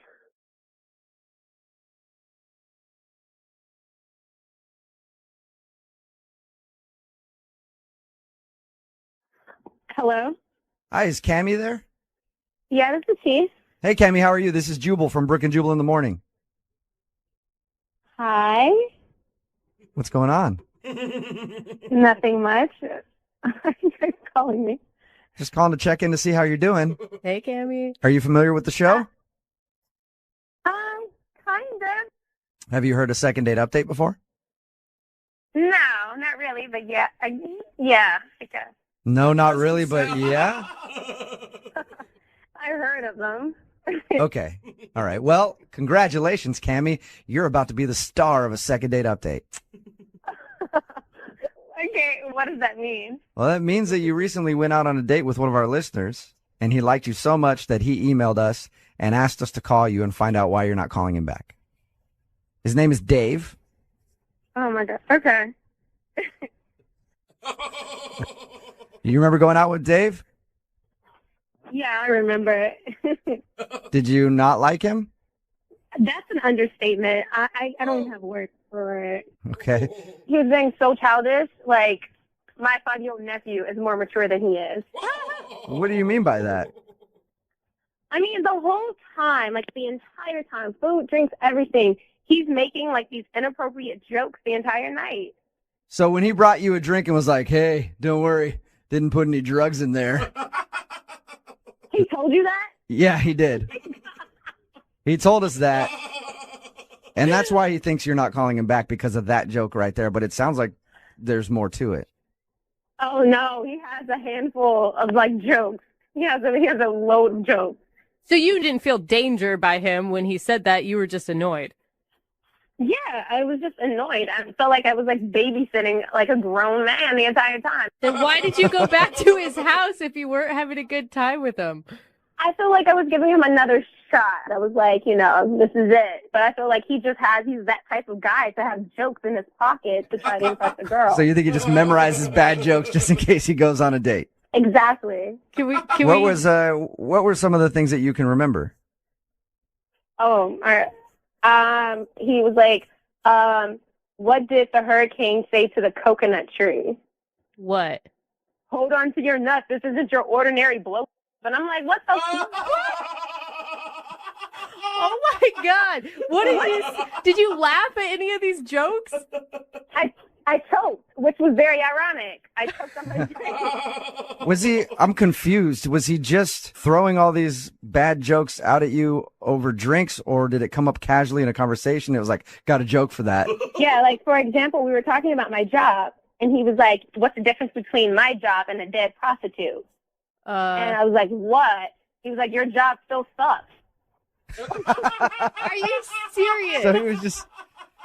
That's awesome that he has all these jokes in the palm of his hand to throw them out there. Oh, my God. It was just so deceiving. I'm like, you're a handsome guy, but you're just so stupid and dumb. Like, why are you... But you still hung out with him all evening. Yeah, because he's cute. He's attractive. And I thought, maybe it's just like he's nervous. I'm going to give him a shot. Like, we went back to his place, and I was like, maybe he'll be a little different in his own atmosphere. That was, that wasn't true either. He's still as childish at home as he is in public. So even with all the bad jokes and everything, you were still in it until he made a roofie joke back at his place. Yeah, I was like, I'm done. Call me an Uber. Yeah. Get me out of here. That'll usually kill the mood. Oh, it killed it. It was dead. I can imagine. Cammy, would you like to hear some more of his jokes? No, I actually don't. That's too bad because he's actually on the phone listening right now. And I'm sure he's got many jokes for this occasion. No, he's not. Are you serious? Yes, he is. Guess who? Oh, you're creepy. Cammy? Hi, I Dave. can't believe you don't like my jokes. I don't. Then why were you laughing at all my jokes? Because it's nervous laughter. I thought you would get the hint that this was, like, uncomfortable, I thought we had a good time, and then all of a sudden you just split so fast after that little joke about the drugs and the drinks. Little. It wasn't just the drugs and the drinks. It was the other two. The other, 10 jokes that you were telling the entire night. What, the coconut thing? Everyone loves that joke. No, You could tell I was just kidding. No, I can't. Maybe because I'm an adult and I'm not playing childish games when I'm on a date. Well, sorry. Next time I'll just tell some, more PG-rated jokes. Have these jokes ever worked for you in the past? If I were to rewrite the alphabet, I'll put you and I together. Oh, that's your PG joke. That's bad. PG one. Cammy, why didn't you tell him in the moment, like, hey, enough with the jokes. This is kind of offensive. I didn't want to, embarrass myself and then, crush him at the same time. It was just an uncomfortable situation. I don't like making people feel bad. Oh, well, it's okay now. I didn't know you were on the phone. Yeah, it's all different. Now that she knows you're on the phone, she feels bad about it, Dave. Cammy, look, I'm sorry. I didn't know you felt that way. Had I known, I would have just stapled my mouth shut for the rest of the night. I really like you. I thought we had a good time. And if you ever want to hang out again, I promise I won't open my big mouth. It's a pretty good deal. No. Cammy, you went back. Cammy, but think about it. You went back to his place even after all the bad jokes that you said you just hated. Yeah. It was just that one joke that put it over the top. Mm-hmm. You must have liked something about him. His face. Okay, well, you like his face. That's good. You think he's a cute dude. Cammy, would you go out with Dave on a second date? I will pay for a second date for you guys. No. What if we make sure he doesn't say a word and you just get to stare at his face? What, are you going to be at the table with us? Sure, if you want. It's really... How about this? He and I will sit there with you, and we'll just try to top each other with bad jokes the whole time. Listening to two idiots tell bad jokes the entire night is not my ideal date, so I'm going to decline. All right. I think that's a smart decision. I'm really sorry to hear that, Cammy. Yeah. Yeah. Hey, Cammy, before you go, I got a joke for you. No. Oh, my God. No. How do you leave an idiot in suspense? I don't know. Nailed it. All right, that's all. Brooke and Jubal in the morning. Midnight. Got a text message in at 78592 that says, I made a worse joke than the guy from the second date update on a first meeting at my place. I said to the girl, hey, nobody knows you're here right now. You could disappear and never be heard from again. Oh, no. It says that she did not see humor in it. No, there's no punchline there. There's only creepy. If you missed the second date update, Dave wanted to call this girl named Cammie. He knew what he did wrong. He made a really bad joke after they went back to his place and he got her a drink and he came up and was like, there might be something in it. He made a roofie joke to the girl that he just met and then she left. But it turns out that he was just cracking bad jokes the whole time and she couldn't deal with it. Yeah, she wanted him to shut up and just be pretty. Yeah. Was the problem. She said the reason she stuck it out through all the bad jokes leading up to that one was because he was cute.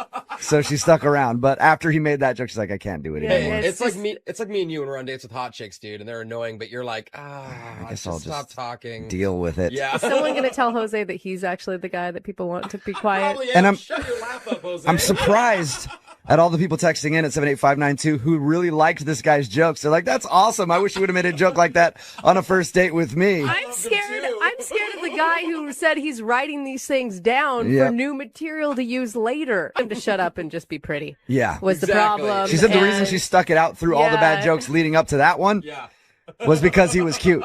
So she stuck around. But after he made that joke, she's like, I can't do it anymore. It's like me and you when we're on dates with hot chicks, dude, and they're annoying, but you're like, I guess I'll stop just talking. deal with it. Yeah. Is someone going to tell Jose that he's actually the guy that people want to be quiet? And Shut your laugh up, Jose. I'm surprised at all the people texting in at 78592 who really liked this guy's jokes. They're like, that's awesome. I wish you would have made a joke like that on a first date with me. I'm scared of the guy who said he's writing these things down for new material to use later. If you want a second date update, all you have to do is email the show, Brooke and Jubal at moving925.com. We will call the person who didn't call you back. If you missed the second date update, it'll be online shortly at moving925.com. Young Jeffrey's Song of the Week, just a few minutes away at 8:10.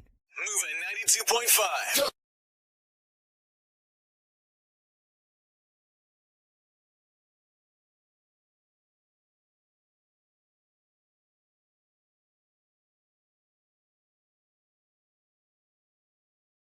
Moving 92.5. Brooke and Jubal's second date update. It's always tough when you're single and you have a kid, trying to figure out when the proper time is to drop that on a person you're dating. Yeah. I don't have a kid, thankfully. I think for the world. Yes. But if I did, I would think the best time would be on a first date when they come to your house to pick you up. No. Oh, just like show him the kid, introduce him? No, you're just like, hey, coming along, you're buying us both dinner, right? And then you introduce the kid like, hey, this is your new mommy. Right? That's the best time to do it because then they're kind of roped in at that point. They're not going to be a jerk and tell the kid no, they're not. That was kind of the issue that Chuck had on his first date with a girl named Kim. He emailed us and wants us to call Kim today. Hey, Chuck, how you doing? Hey, what's up, guys? Not much. Chuck, thanks for the email. Thank you. So, Chuck, are you the father or was the date the mother? Who has the kid? I am the father. You are the father. I am the father. Maury. And apparently, according to your email, when you told this girl that you had a kid, she didn't react very well to it. And you think that's the reason she's not calling you back today? I think so, yeah. It's got to be. All right. First of all, tell us a little bit about Kim. Oh, she was awesome. We met online. She had a great profile, great sense of humor. She was just like, she was awesome. So you don't put online that you have a kid or anything else? I did not put that on my profile, no. Okay. Why? I guess because a lot of the dates that I go on, they're usually just one date, first date, and that's it, because it usually doesn't click. But with Kim, it was different. Just right off the bat, it was just sort of like we really clicked and thought that it was important to tell her. When and how did you break the kid news to her, Chuck? As we were walking downtown, I felt the moment. It was kind of a heavy moment, and I was just like, I really like you, Kim, and I'd like to go on another date, but I have to tell you, right off the bat that I do have a 6-year-old boy, and so it was more like I wanted her to know about me, just a little bit more. Right. You said it like that, though, like, hey, I like you and I want to go out again, so I'm going to tell you I have a kid. That's kind of an awkward way to say it, I think. I think it's kind of sweet. Like he's complimenting her, he's showing interest, he's showing vulnerability. I don't think it's bad at all. I just think any first date where you're like, I like you a lot, is going to scare people away. I think it's sweet. I mean, it would have been really great if she would have had a positive reaction to it, but it was like kind of hit her, and then her eyes just went to the ground, and she didn't say anything for a couple minutes. So you said, hey, I have a kid, actually, and she went, ew. Cooties. Sort of a nonverbal ew, though. That's what you felt? Kind of, yeah. I mean, she didn't say it in those words, but yeah. Has this happened to you before? Yeah. I will say, Chuck, that having online dated, sometimes it's just the fact that girls feel like you hid something from them or you deceived them, like on your profile. It's not necessarily the information. Did you ask her what she thought about kids? Not really. We didn't really get into it. It's pretty kind of obvious what she thinks about kids if you bring up the fact that you have a kid and she just stops talking to you on your date. I think it's a lot of information to process. Kind of telling right there. So if you think you know why she's not calling you back, you're pretty sure it's the fact that you have a kid. What do you hope to get out of a second date update? I guess it's more like just to see what she thought about it, because she never really expressed what she thought. She never really told me what she thought about it. It was just kind of like she was busy, you know. She had to check her schedule. How long ago was this date? It was last week. Last week. So it's been a week since you heard from her. How many times have you tried to call her? Just a couple. That did she usually say means more. Yeah, right. And did she say that she wants to go out again? She said we'll see. Oh God, that's what I say We'll when see? I say no. That's what parents say to their kids when they're not Yeah. going to get something. So you said, hey, I'd like to go out again. She said, we'll see about that. Yeah. Oh no. Because I was like, you know, was something wrong? She kind of deflected. She's like, no, nothing's wrong. And she just kind of said, I got to check my schedule, you know. And then that was it. Did you give her like a kiss or a hug or anything at the end of the date? Was there any affection at all? No. She got into her car and she drove away. Yeah, it sounds like you just got shut down. All right, man, we're going to play a song, come back, call her, and get your second date update, okay? Okay, cool. Thanks, guys. All right, man, hang on. Moving 92.5. Brooke and Jubal in the mornings. Second date update. Today's second date update seems pretty clear cut as to why Chuck, who's on the phone with us right now, is not getting a call back from Kim. Chuck went out with a girl named Kim he met online. He told her during the date that he has a 6-year-old son.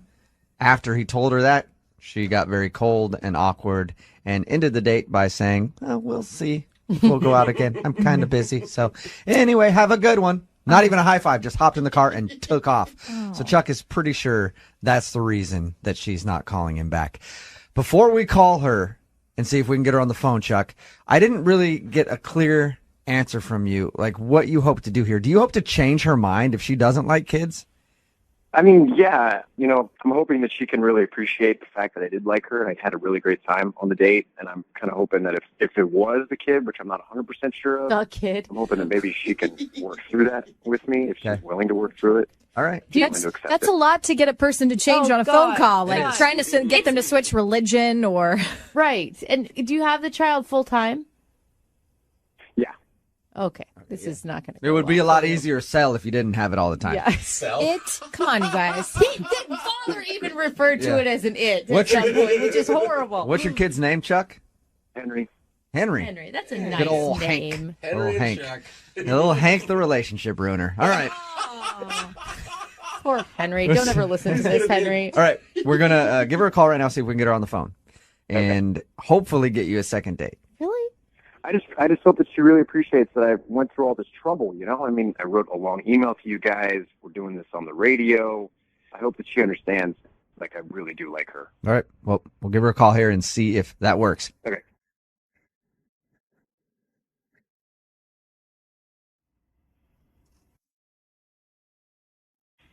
Hello? Hi, is Kim there?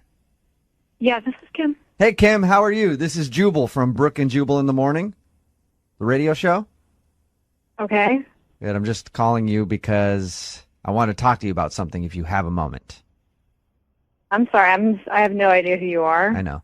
I can tell. Host a radio show. We do a segment on that show called Second Date Update. You recently went out with one of our listeners. He liked you so much that he sent a very long email into the show about your date and how much he wants to see you again. Okay. You apparently ended your date with him, not even saying that you wanted to go out again, just by going, we'll see. maybe we can hang out. It's always positive. Know who I'm talking about? Yeah, I think so. His name is Chuck. Yeah. Can we talk about Chuck for a minute? I'd really rather not, to be honest with you. Really?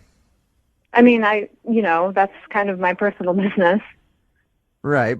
You don't have to air anything else about yourself. Like, we just want to know if Chuck did something wrong on your date. He feels like the fact that he has a kid turns you off. Is that what did it? Well, yeah, to be honest with you, yes. Okay. Is it because he lied on his profile, or is it because you don't like children, or don't want your own children, I guess I should say? It's that he has a kid. That's the bottom line. So you just don't like kids? Which, hey, by the way, I support. No, I like kids. Kids are great. I have a kid. Oh, wait. Oh, what? you have a kid? Yes. Wait, does he know that you have a kid? Did you tell him?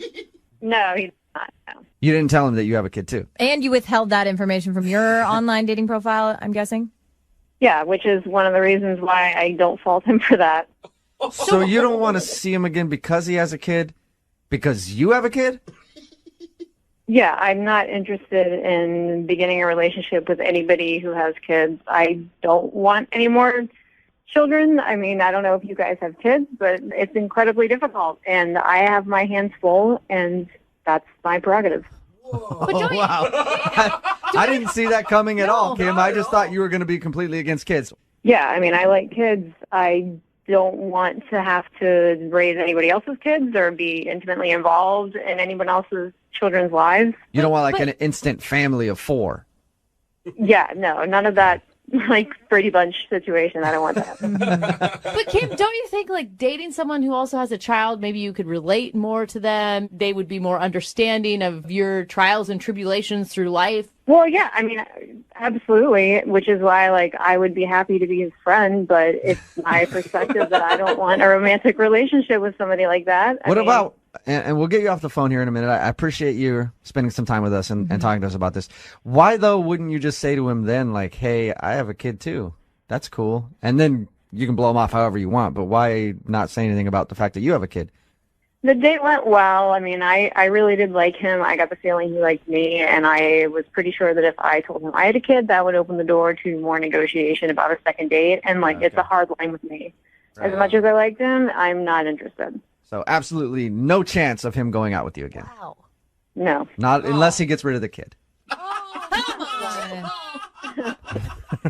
Maybe then, a possibility. Kim. Kim, thank you for your time. I appreciate it. Okay. I do also have to let you know that Chuck is actually on the phone and heard everything that you just said. Really? Yes. I have to say, I am speechless right now. We all are. Like, so what are you just looking for? Single, no kid guys? Yeah, exactly. Like I said, I have enough to handle on my own, and that's just something I've decided for me and my son. That's what I'm looking for, and when you're the kid, they come first, and to me, that is a priority for the two of us. So I'm so I mean, I had to do something else, Kim. I had to have something in my teeth or something. I don't really. I hope you can understand where I'm coming from. Kim, is there any way we can get you to waver on it just a little bit and give Chuck a second date? Yeah. Just make an exception to your rule one time. No. Have you ever dated a guy with a kid and it just didn't work out? No, but I mean, I am one of those people where I like my own kid, but I don't really like to be around anyone else's Hey, kids. Kim, if we take Kim and Chuck, if we take the kids out of this whole thing, did you like Chuck other than that? Yeah, totally. Okay, so you had a great time. You liked him a lot. The only reason is that he has a kid and you have a kid and you don't want to get into a relationship with someone with a kid. Right. It's just so weird. I feel like this could happen. I don't know why. It's so weird to me. No, I mean, I feel... Really? Yes. I have to say, I am speechless right now. We all are. Like, so what are you just looking for? Single, no kid guys? Yeah, exactly. Like I said, I have enough to handle on my own, and that's just something I've decided for me and my son. That's what I'm looking for, and when you're the kid, they come first, and to me, that is a priority for the two of us. So I'm so I mean, I had to do something else, Kim. I had to have something in my teeth or something. I don't really. I hope you can understand where I'm coming from. Kim, is there any way we can get you to waver on it just a little bit and give Chuck a second date? Yeah. Just make an exception to your rule one time. No. Have you ever dated a guy with a kid and it just didn't work out? No, but I mean, I am one of those people where I like my own kid, but I don't really like to be around anyone else's Hey, kids. Kim, if we take Kim and Chuck, if we take the kids out of this whole thing, did you like Chuck other than that? Yeah, totally. Okay, so you had a great time. You liked him a lot. The only reason is that he has a kid and you have a kid and you don't want to get into a relationship with someone with a kid. Right. It's just so weird. I feel like this could happen. I don't know why. It's so weird to me. No, I mean, I feel like I'm like explaining myself over and over here, but you know, I said that was the only thing about that first date that was wrong, and it's the big thing, and I don't bend on it. You know, I try to stay as open as I can, you know, in case something comes along that's really great. And I thought that you were really great, and I think that that's try great it for one you. more time. That's just not how I do it. Okay, Kim, not to beat a dead horse, but let's do it anyway. Would you like to go out on a second date with Chuck? We will pay for I it. would not. Damn it. Please, Kim. You thought that was going to be the one, Yeah, right? I thought maybe after asking you like 6 times in a row if there was any way we could get you, you might cave then if I said I would pay for the date. But no, you won't go out with Chuck. No. I'll tell you what, we'll be friends, and we'll go on play dates. There you go. I'll keep on asking you out until you go out. You guys can... Yeah, that's what I was going to say. It's going to be awkward when you guys are friends now, and every 5 seconds he's asking you to go out. But He's like, let me pay. I guess I'll let you guys talk it out. Okay. Kim, now that you know Chuck really wants to talk to you, maybe at least you guys can talk on the phone and see if you want to hang out as friends and take your kids to the kid park or whatever you guys do. You just let them off and run around while you guys talk, right? That's how it works? It's called the playground, Jubal. Oh. All right, one of those things. You know, you guys can figure it all out, all right? Brooke and Jubal in the morning.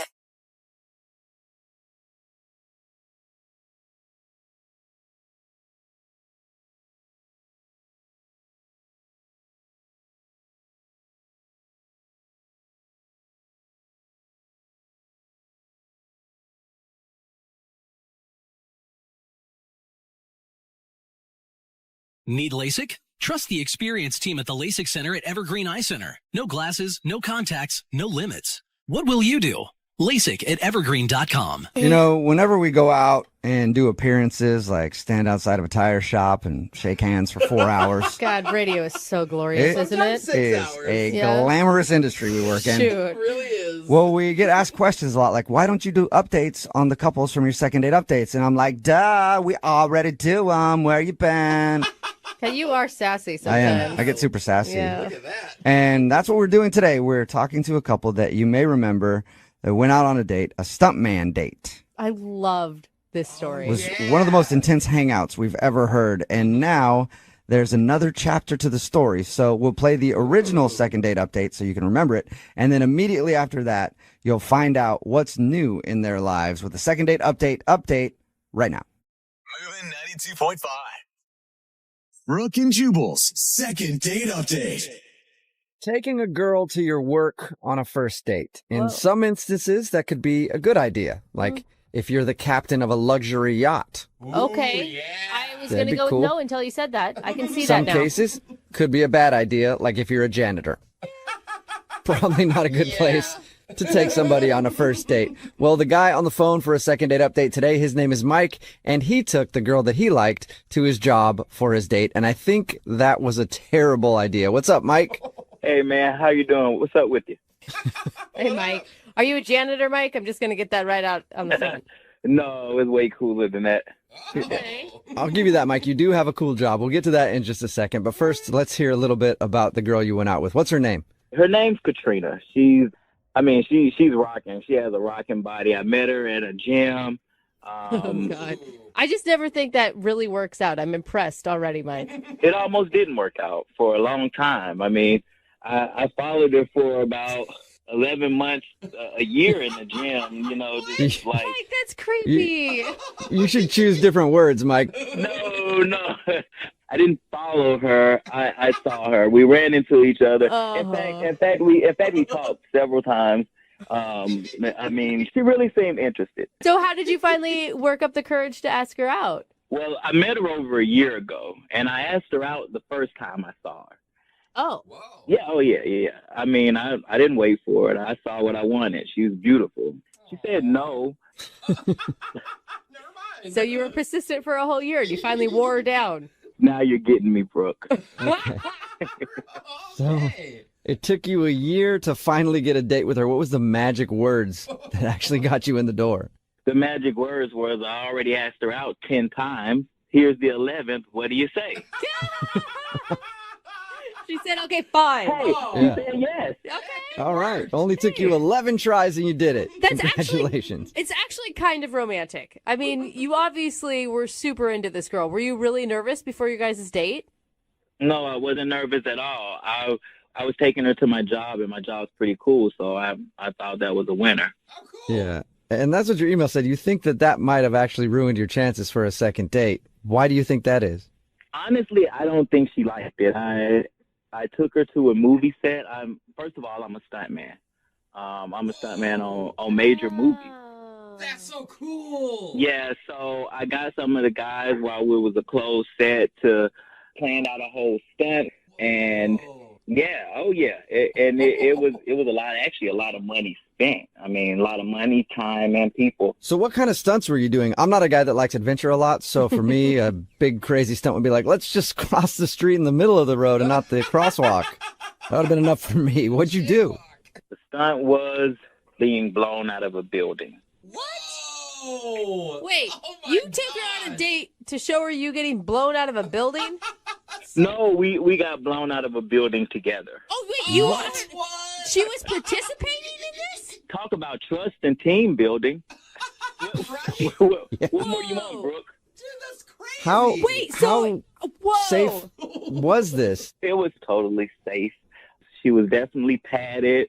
We were hooked to a crane. We had our jerk vest. We had everything we needed. The explosion was a little bigger. Now, I will say that. It was a little bigger than we expected, and the fire did cross our faces and our body. But we had no. We put enough fire protecting on us that we were totally okay. But she wasn't okay with it. Yeah, she doesn't have eyebrows anymore, but it was fine. It's funny you say that. She mentioned that her eyebrows were singed and she's smelling burning and this and that, but her face looked intact when I saw her. And, her face looked intact. And what do you expect? We're getting blown out of a building. It's a little, fire. Oh my God. So wait, did you tell her exactly what was going to happen in this stunt? Once we got everything strapped up and we were a go, I let her know. She was a little nervous. Yeah, you think that's a conversation, don't you think, Mike, you should have had before you even went out? Like, hey, what do you think about this? We go get blown out of a building or do dinner.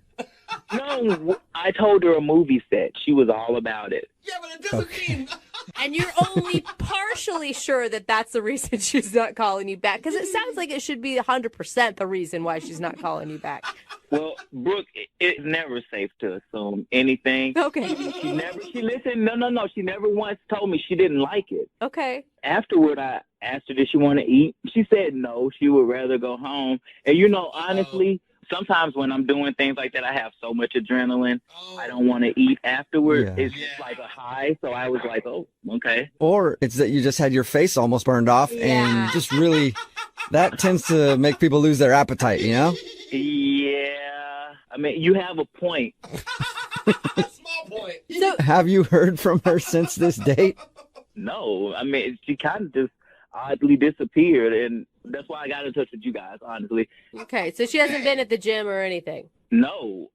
It's almost like she just kind of switched times because we've been doing the same thing for a year. I mean, it's not hard to run into her, and I'm not seeing her. Yeah, she's avoiding you. I can tell you that right now. Totally. All right, Mike, we're going to play a song, come back, call her, and get your second date update, okay?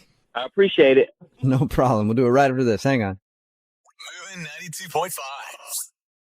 Brooke and Jubal in the mornings. Second date update. You know, they say that near-death experiences can actually bring people together. Mm-hmm. That is, unless the near-death experience was planned by you, and in the process, you burned your date's eyebrows off. Whoa. Because that's exactly what happened in today's second date update. Ooh, epic. Mike met Katrina at the gym, and he'd been asking her out for a long time. It took him 11 tries to ask her out. And Mike is a stuntman, and he decided to take Katrina to his job for their date. And he planned to have them blown out of a building together. And he did it. And she singed her eyebrows and seemed really scared and upset by the whole deal. And now she hasn't called him back. She even declined going to dinner with him later. But it sounds like an epic saga. And we're about to see if we can figure out why she's not calling him back, even though we all probably know.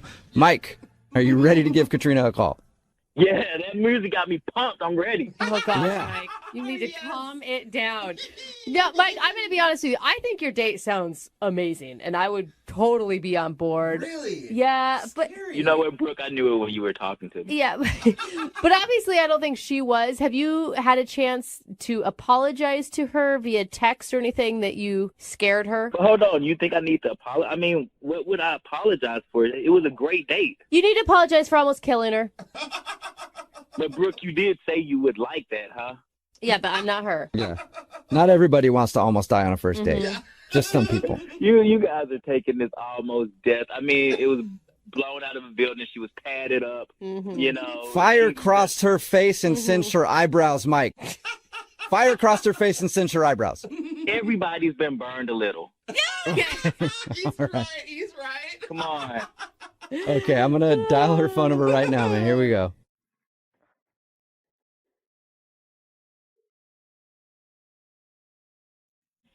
Hello, Hi, can I speak to Katrina? this is Katrina. Hey, Katrina, how are you? This is Jubal from Brooke and Jubal in the Morning.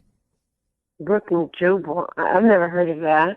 That's okay. There's a lot of people who haven't. I'm calling you today because one of your friends listens to our show, and he actually emailed us about you. One of my friends emailed you. Well, it's more of a guy that you went on a date with. What? Yeah, it's a guy that you went out on a date with. He emailed us about you and wanted to see if we could get you on the phone. When was the date? Well, I'm gonna... Blown out of a building. She was padded up, you know. Fire crossed her face and singed her eyebrows, Mike. Fire crossed her face and singed her eyebrows. Everybody's been burned a little. All right. He's right. Come on. Okay, I'm gonna dial her phone number right now, man. Here we go.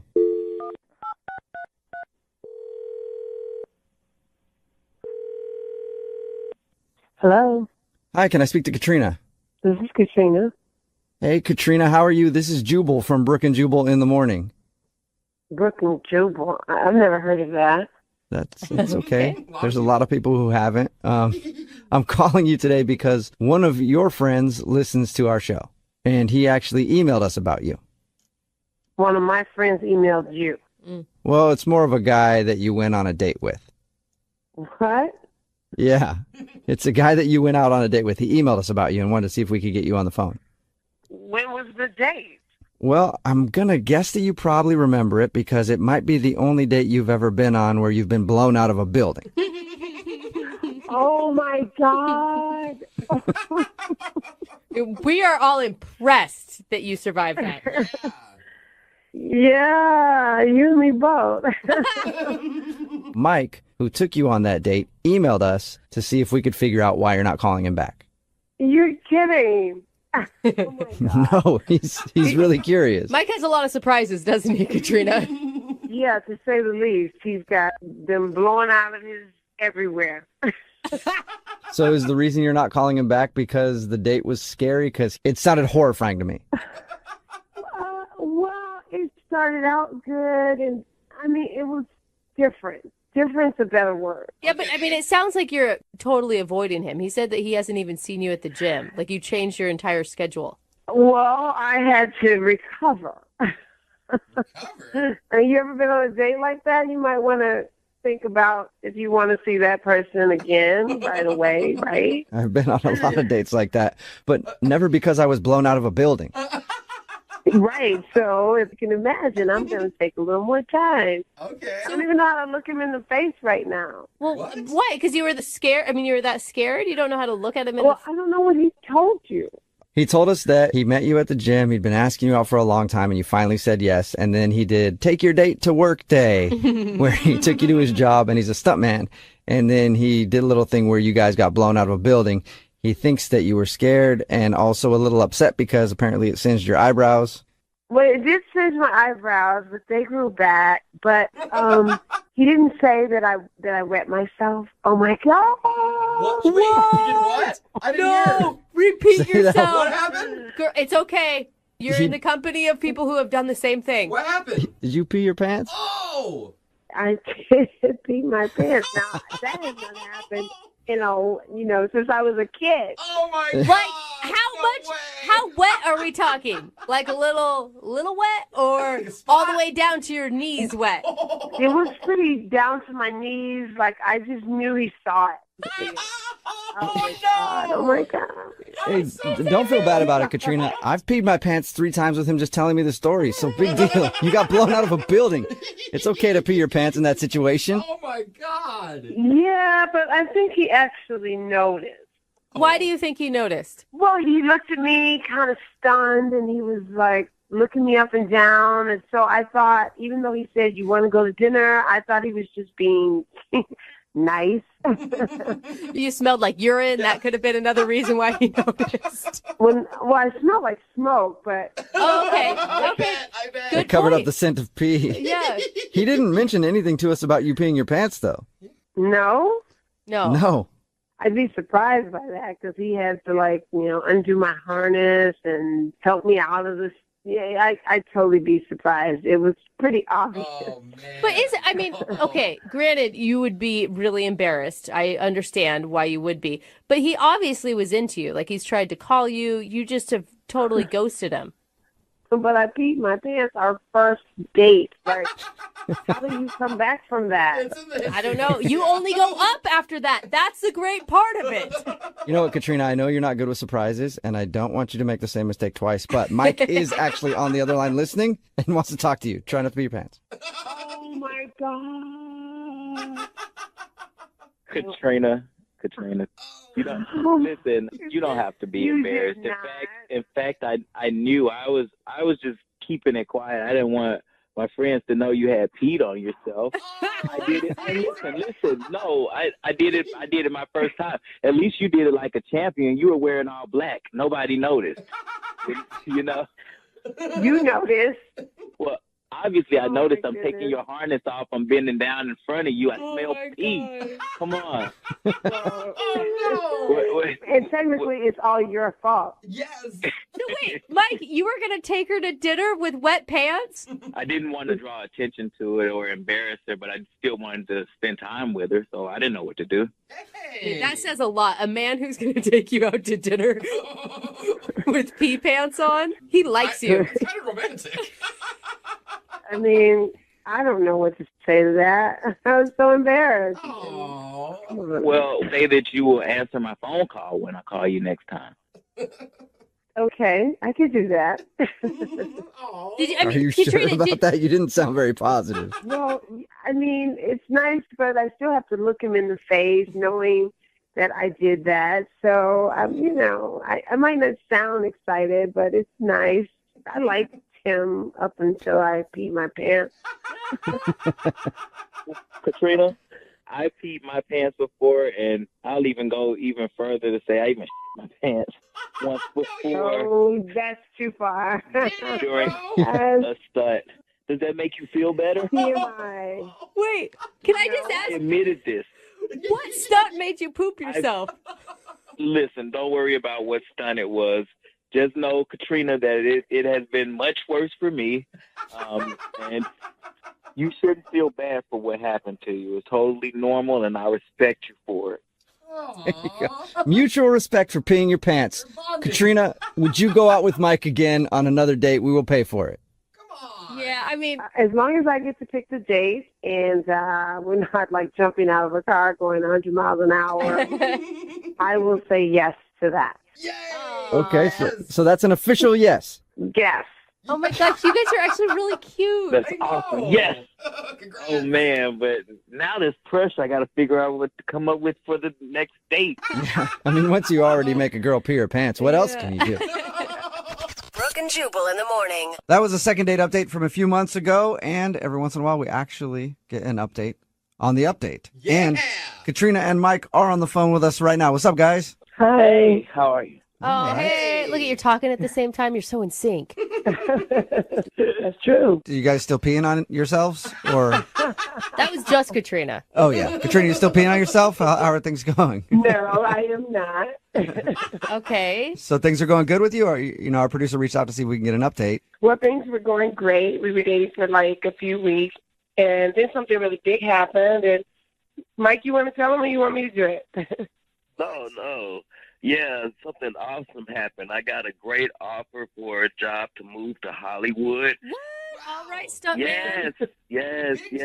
Like, I'm a full-time double for my actor, and my girl got to move down with me. Wait, hold up. Slow it down, Mike. You're just dropping the bomb on us that after dating a couple weeks, Katrina, you moved down with him? I did, yeah. Yeah, I dropped the bomb on her. I told her I wanted her to come with me. Oh wow! So you guys have moved to Hollywood now. Yeah, living together. Shut up. What made you make that decision, Katrina? We were in such a good thing for those few weeks that I thought, follow your instincts, girl. Yeah. All right.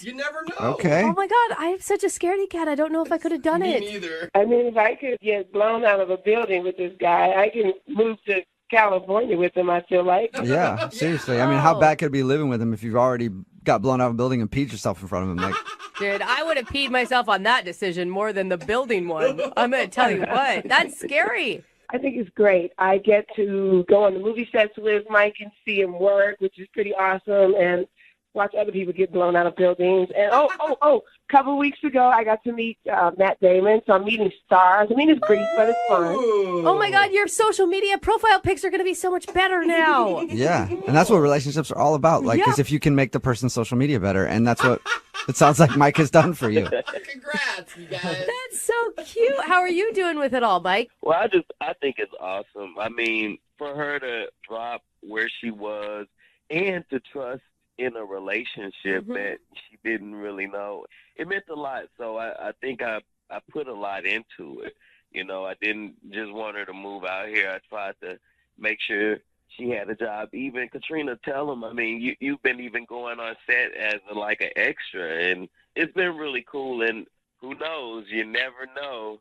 This might be wedding bells ringing. And Wow. Did you know about this, Katrina? No, I didn't know about this. Well, that's great. Yeah, I don't mean to jump the gun, but yeah. I mean, things are going great. I'll just put that out there. All right. Awesome. And if they ever don't go great, you're a stuntman. You could always fake your own death very easily. So get out of it if you need to. Brooke and Jubal in the morning. Talking in my sleep at night.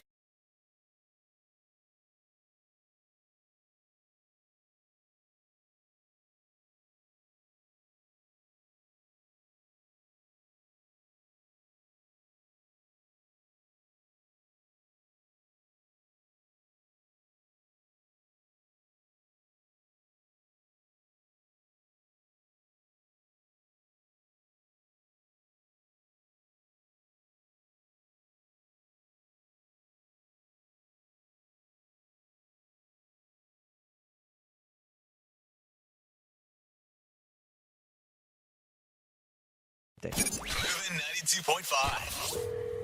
Brooke and Jubal's second date update. Surefire way to scare off a guy on a first date. Tell him that you want to have his babies ASAP. Shut up. No one says right that. there on the first date. And that's what Lindsay did during her first date, and that's why she thinks she's not getting a call back. Right, Lindsay? Oh, my. No, I didn't say that. No.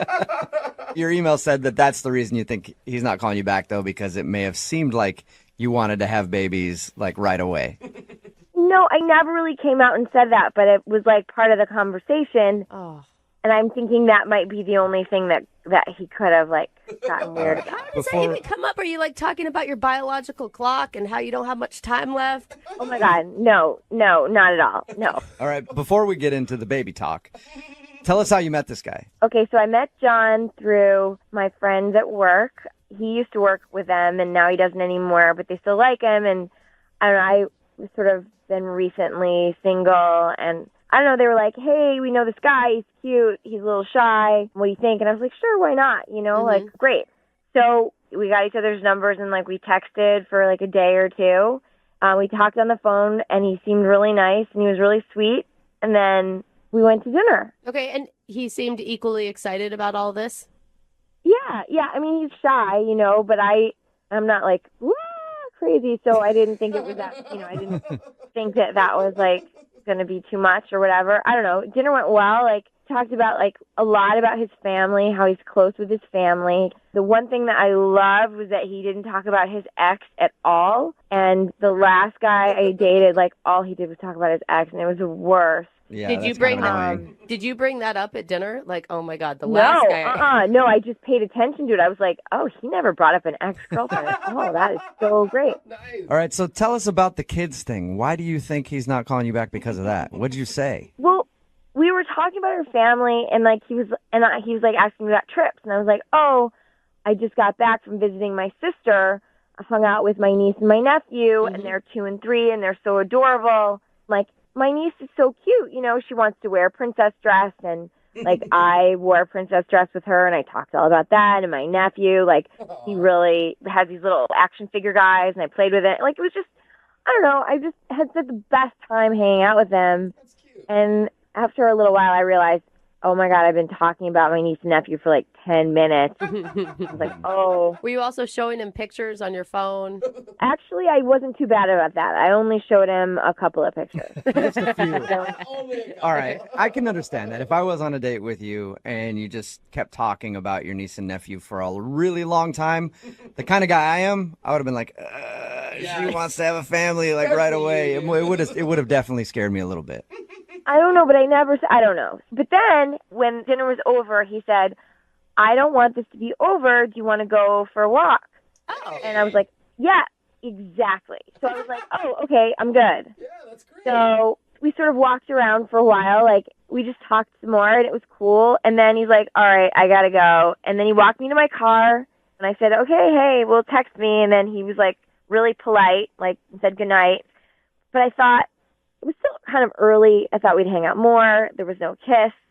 Yeah. No, do you think that he was trying to get a kiss? Because I always think when a guy says, let's go for a walk, that's code for give me a little bit more time so I can work up my courage and maybe I can make this happen. Wait for a moment. Well, yeah, I don't know. I mean, he is really shy. Like, that's for sure. So I thought, well, maybe he wanted to but didn't know how. And I thought, I was like, oh, my God, I don't want to be aggressive with this guy because I already talked about my niece and my nephew. So I didn't try to kiss him.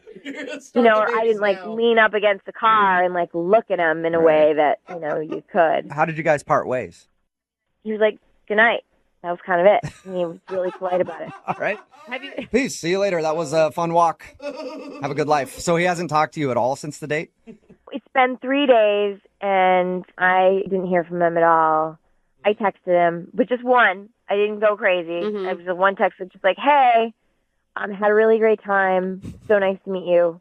That was pretty much it. And then still haven't heard back and like nothing. 3 days isn't a really long time. Are you sure you still want to do a second date update and not give it a, couple more days? I mean.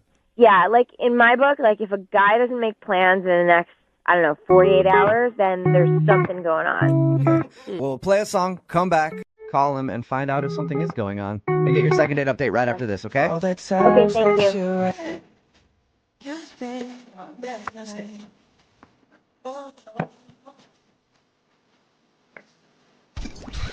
92.5. Brooke and Jubal in the mornings. Second date update. Lindsay is on the phone with us, and today she wants to call a guy named John. They were set up through mutual friends. They went out on a date, had a good time. She thinks the reason that she's not getting a call back is because she spent a good amount of the date talking about her nieces and nephews, like to the point where it may have seemed like she wants to have kids right away, and she thinks she could have scared him off. It's been 3 days since they had their date. He hasn't talked to her at all. And Lindsay, I think you might be jumping the gun. Here's what I think happened. Okay, well, what do you think happened? I think that after your date, he wanted to impress you so bad, he booked a flight to Ethiopia and has been adopting a kid ever since. And you just got to wait, a couple weeks for him to clear customs, come back with the kid to impress you, and you have an instant family. Yeah? No? That would be very impressive if someone did that.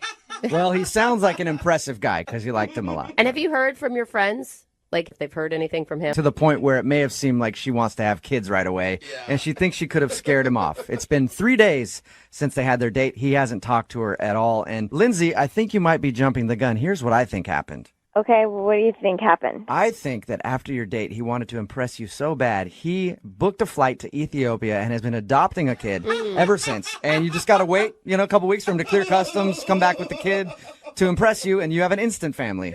Yeah? No? That would be very impressive if someone did that. Yeah. Well, he sounds like an impressive guy because you liked him a lot. And have you heard from your friends? Like, if they've heard anything from him? No, like nobody seems to know anything. I mean, that's kind of why I called you guys. Okay. I'll dial the phone number and get him on the phone and find out if something did go wrong in your date, okay? Okay. Here we go.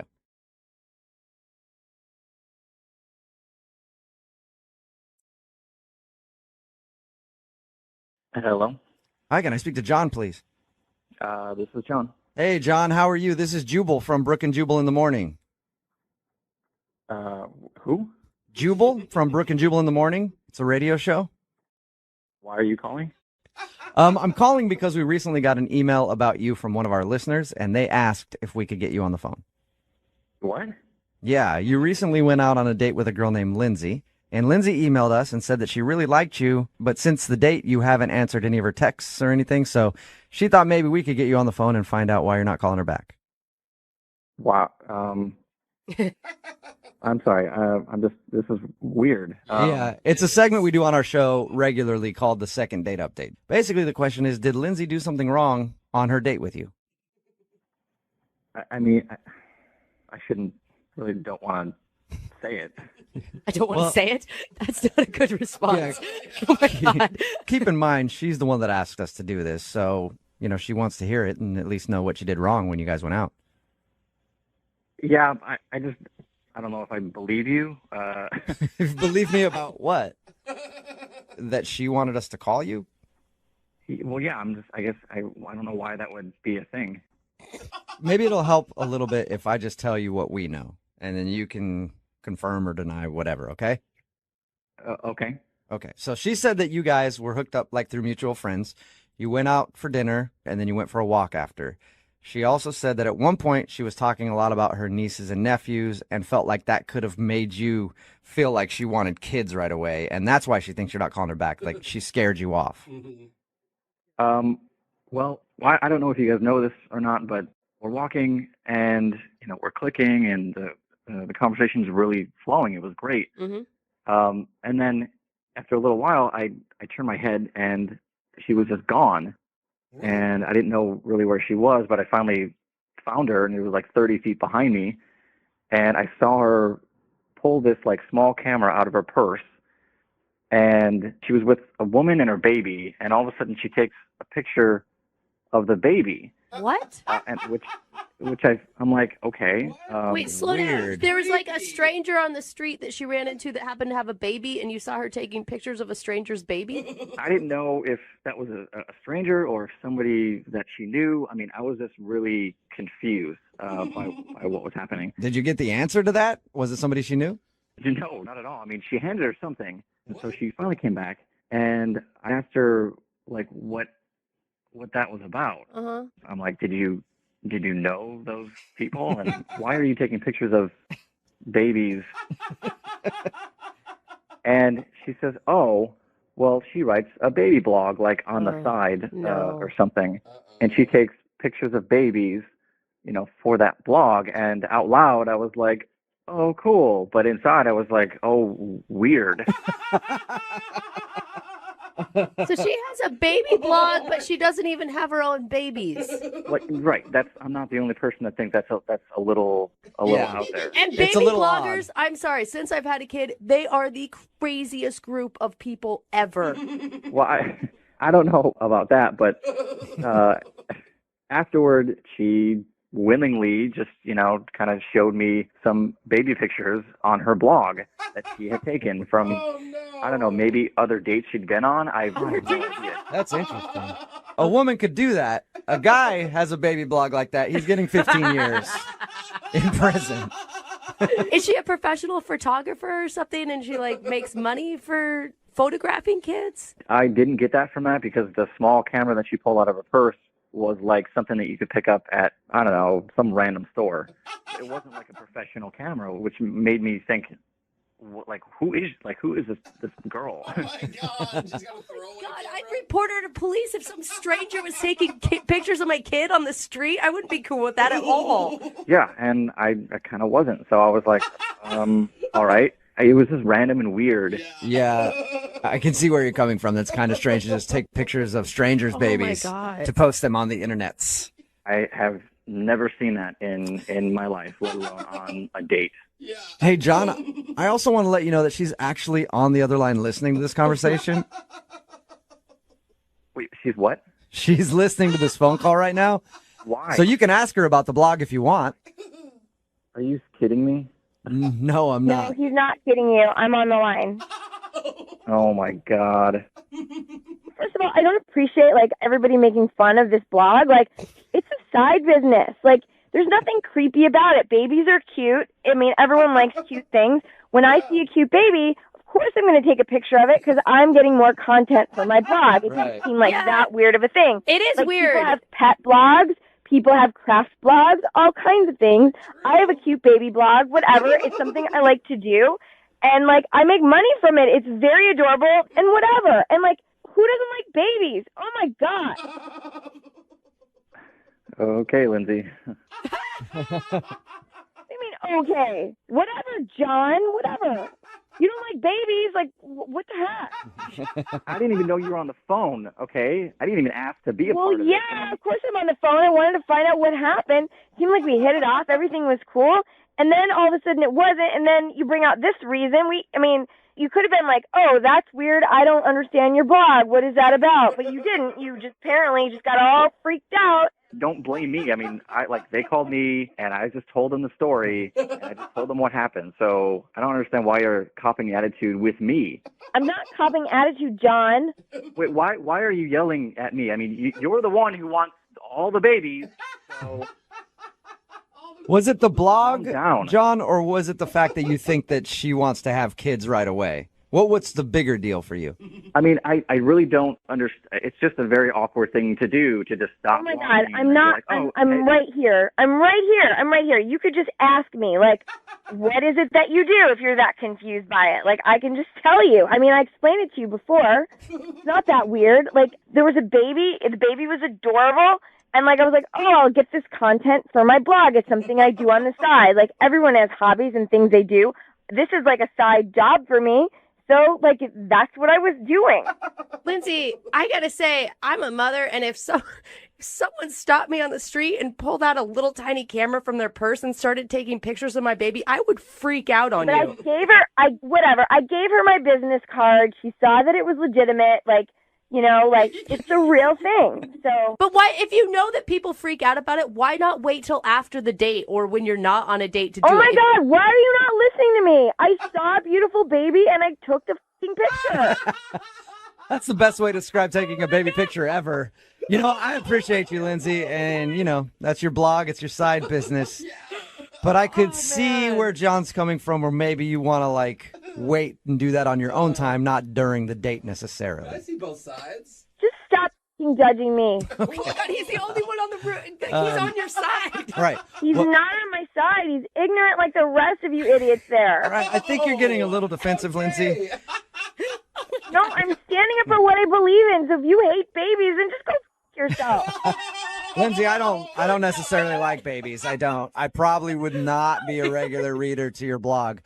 After that, though, I will ask you, John, would you like to go on a second date with Lindsay?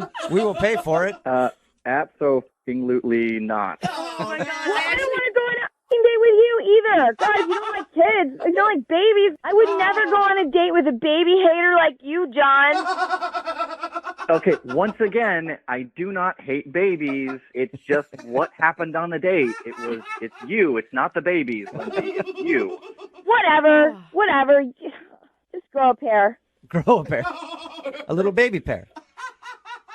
Lindsay, thank you for doing the second date update. I'm sorry it did not go like you wanted it to go. Yeah, whatever. I bet you're sorry. You don't seem sorry.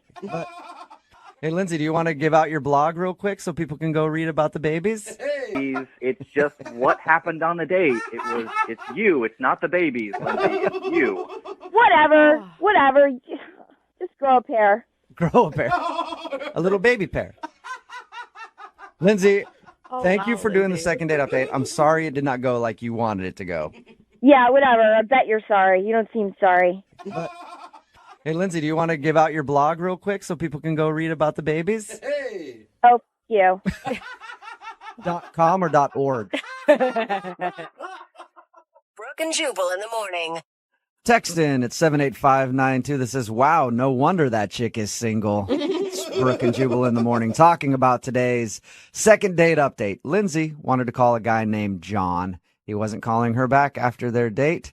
We got him on the phone and found out the reason why is during their date, she would like run up to people with a kid and ask to take a picture of their kid.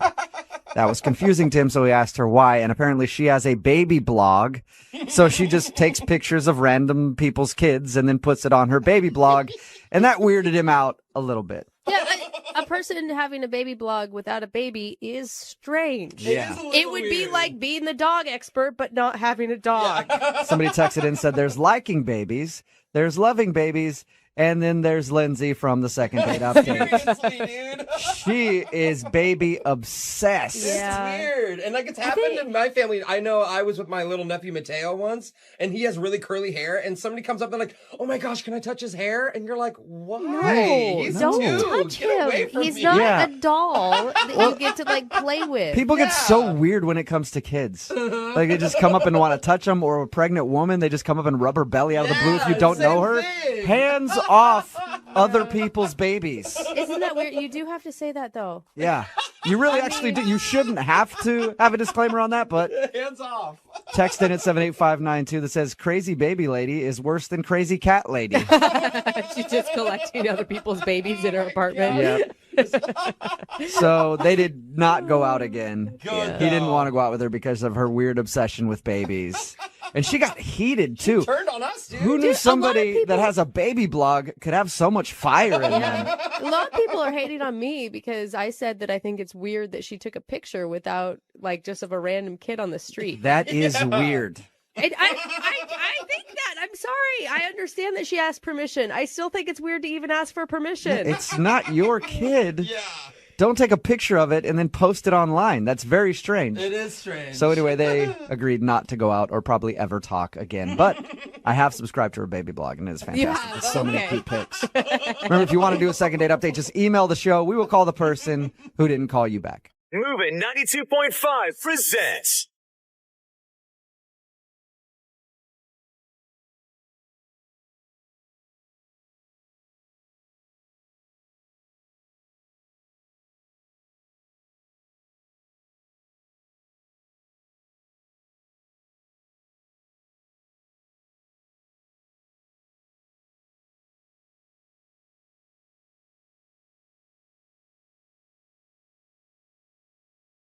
Are you single and feeling out of the loop? Put away that mouse and get out of the house. Join In the Loop, Seattle's brand new activities club just for singles. Go to intheloopsingles.com today.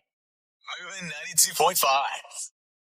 Brooke and Jubal's second date update.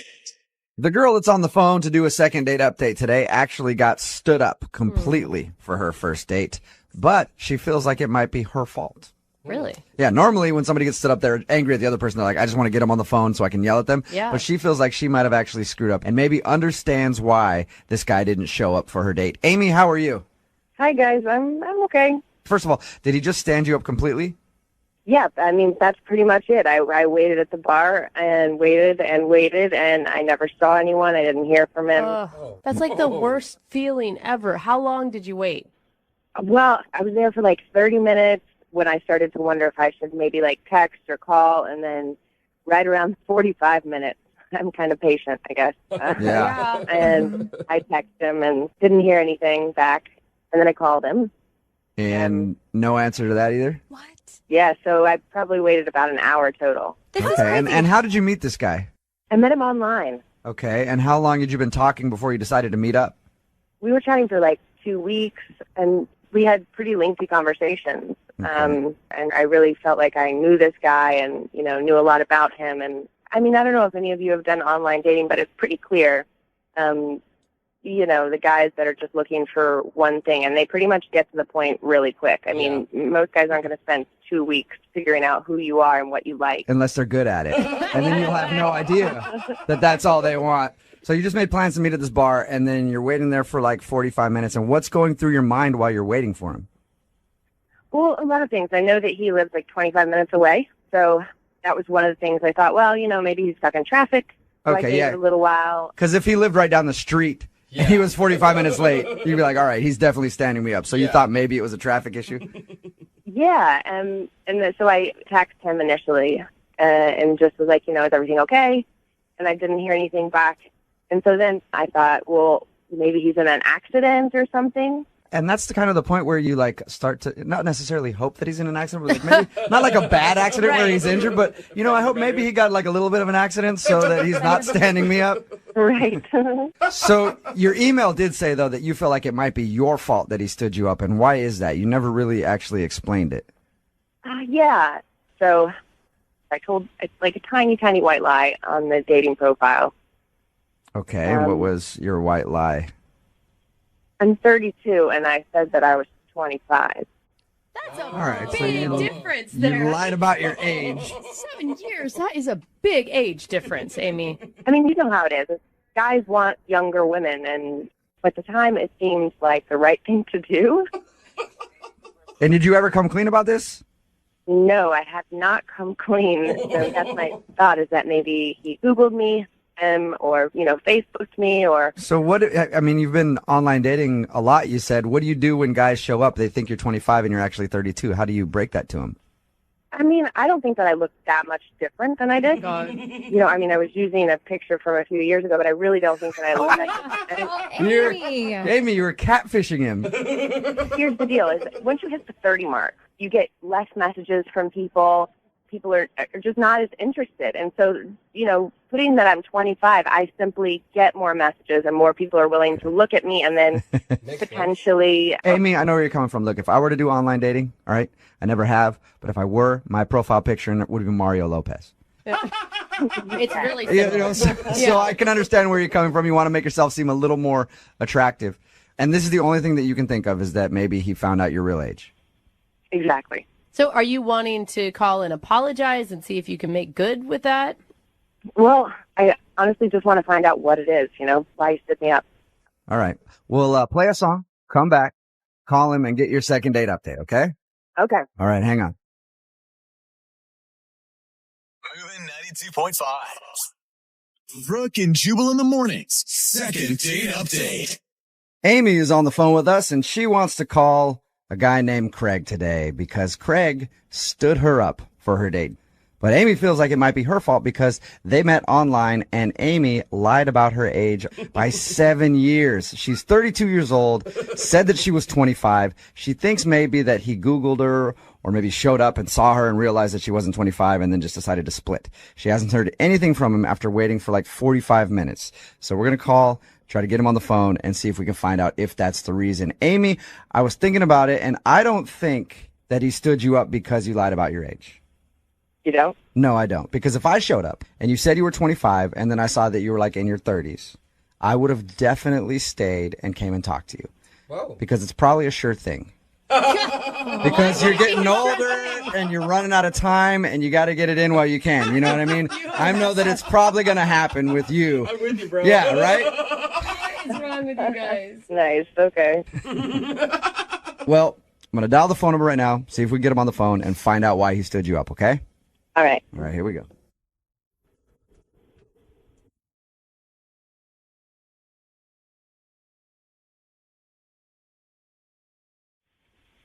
Hello? Hi, can I speak to Craig, please? This is Craig. Hey, Craig, how are you? This is Jubal from Brooke and Jubal in the Morning. Who? Sorry? Jubal from Brooke and Jubal in the Morning, the radio show. Hi. Hi, how are you? Fine. Sorry, why are you calling? I'm calling because you recently sort of went out on a date with a listener of ours, and they wanted us to get a hold of you. Oh. And I say sort of went out on a date because you never actually showed up to the date. You're talking about Amy? Yes, I am talking about Amy. She emailed us and told us that you guys have been talking online and made plans to meet up at a bar, and then you no-showed. I'm sorry, so she called you and wanted you to call me? Yep. Or Yeah, because apparently you haven't answered any of her phone calls or texts or anything like that. okay, so she's upset about it? You know what?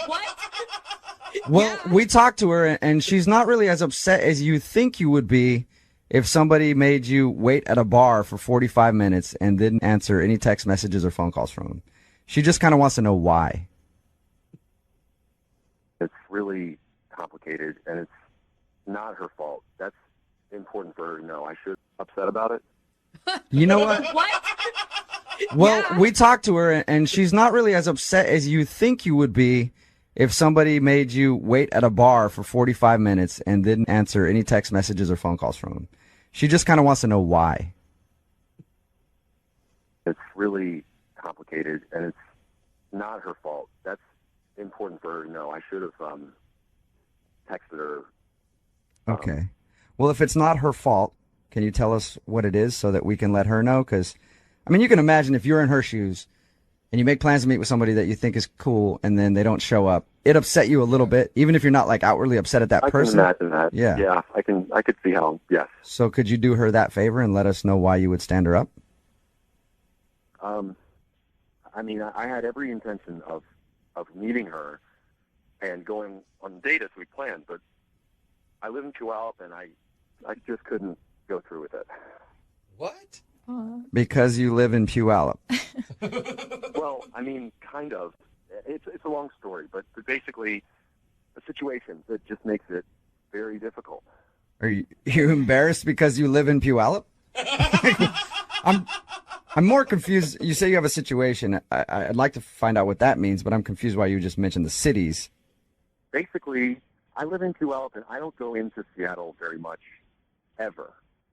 Okay? I mean, the last time I was there was probably 2 years ago. What? You know, and it's not that far away by distance, but for me, going into the city tends to stress me out, and the closer I got to Seattle, you know, kind of my fears were building and kind of started to overwhelm me. Wow. Is it the traffic? It's traffic. It's people. There's a lot of tall buildings, and that's basically a lot of movement. And I honestly don't know how you guys do it. Like, you walk down just a regular street in a city, and there's so many sounds. You don't know where they're coming from. Like, there's people everywhere, cars. Traffic alone is enough to just, like, freak me out. You know, there's people changing lanes, not even signaling. So many bad drivers.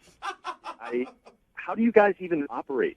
So correct me if I'm wrong, Craig. It sounds like you were scared of the city. I'm not scared of it necessarily, but it just... He's petrified. I'm not scared of it. I'm just really, really frightened of it. He just breaks out into cold sweats. That's all. I don't have nightmares about it or anything. You know, like, it's not like a horror movie for me, but it's just a lot. I understand, and that's something that's hard to tell somebody before you've even had your first date. Yeah, I mean, like, what am I supposed to do? Text her and say, sorry, I'm scared of the big city.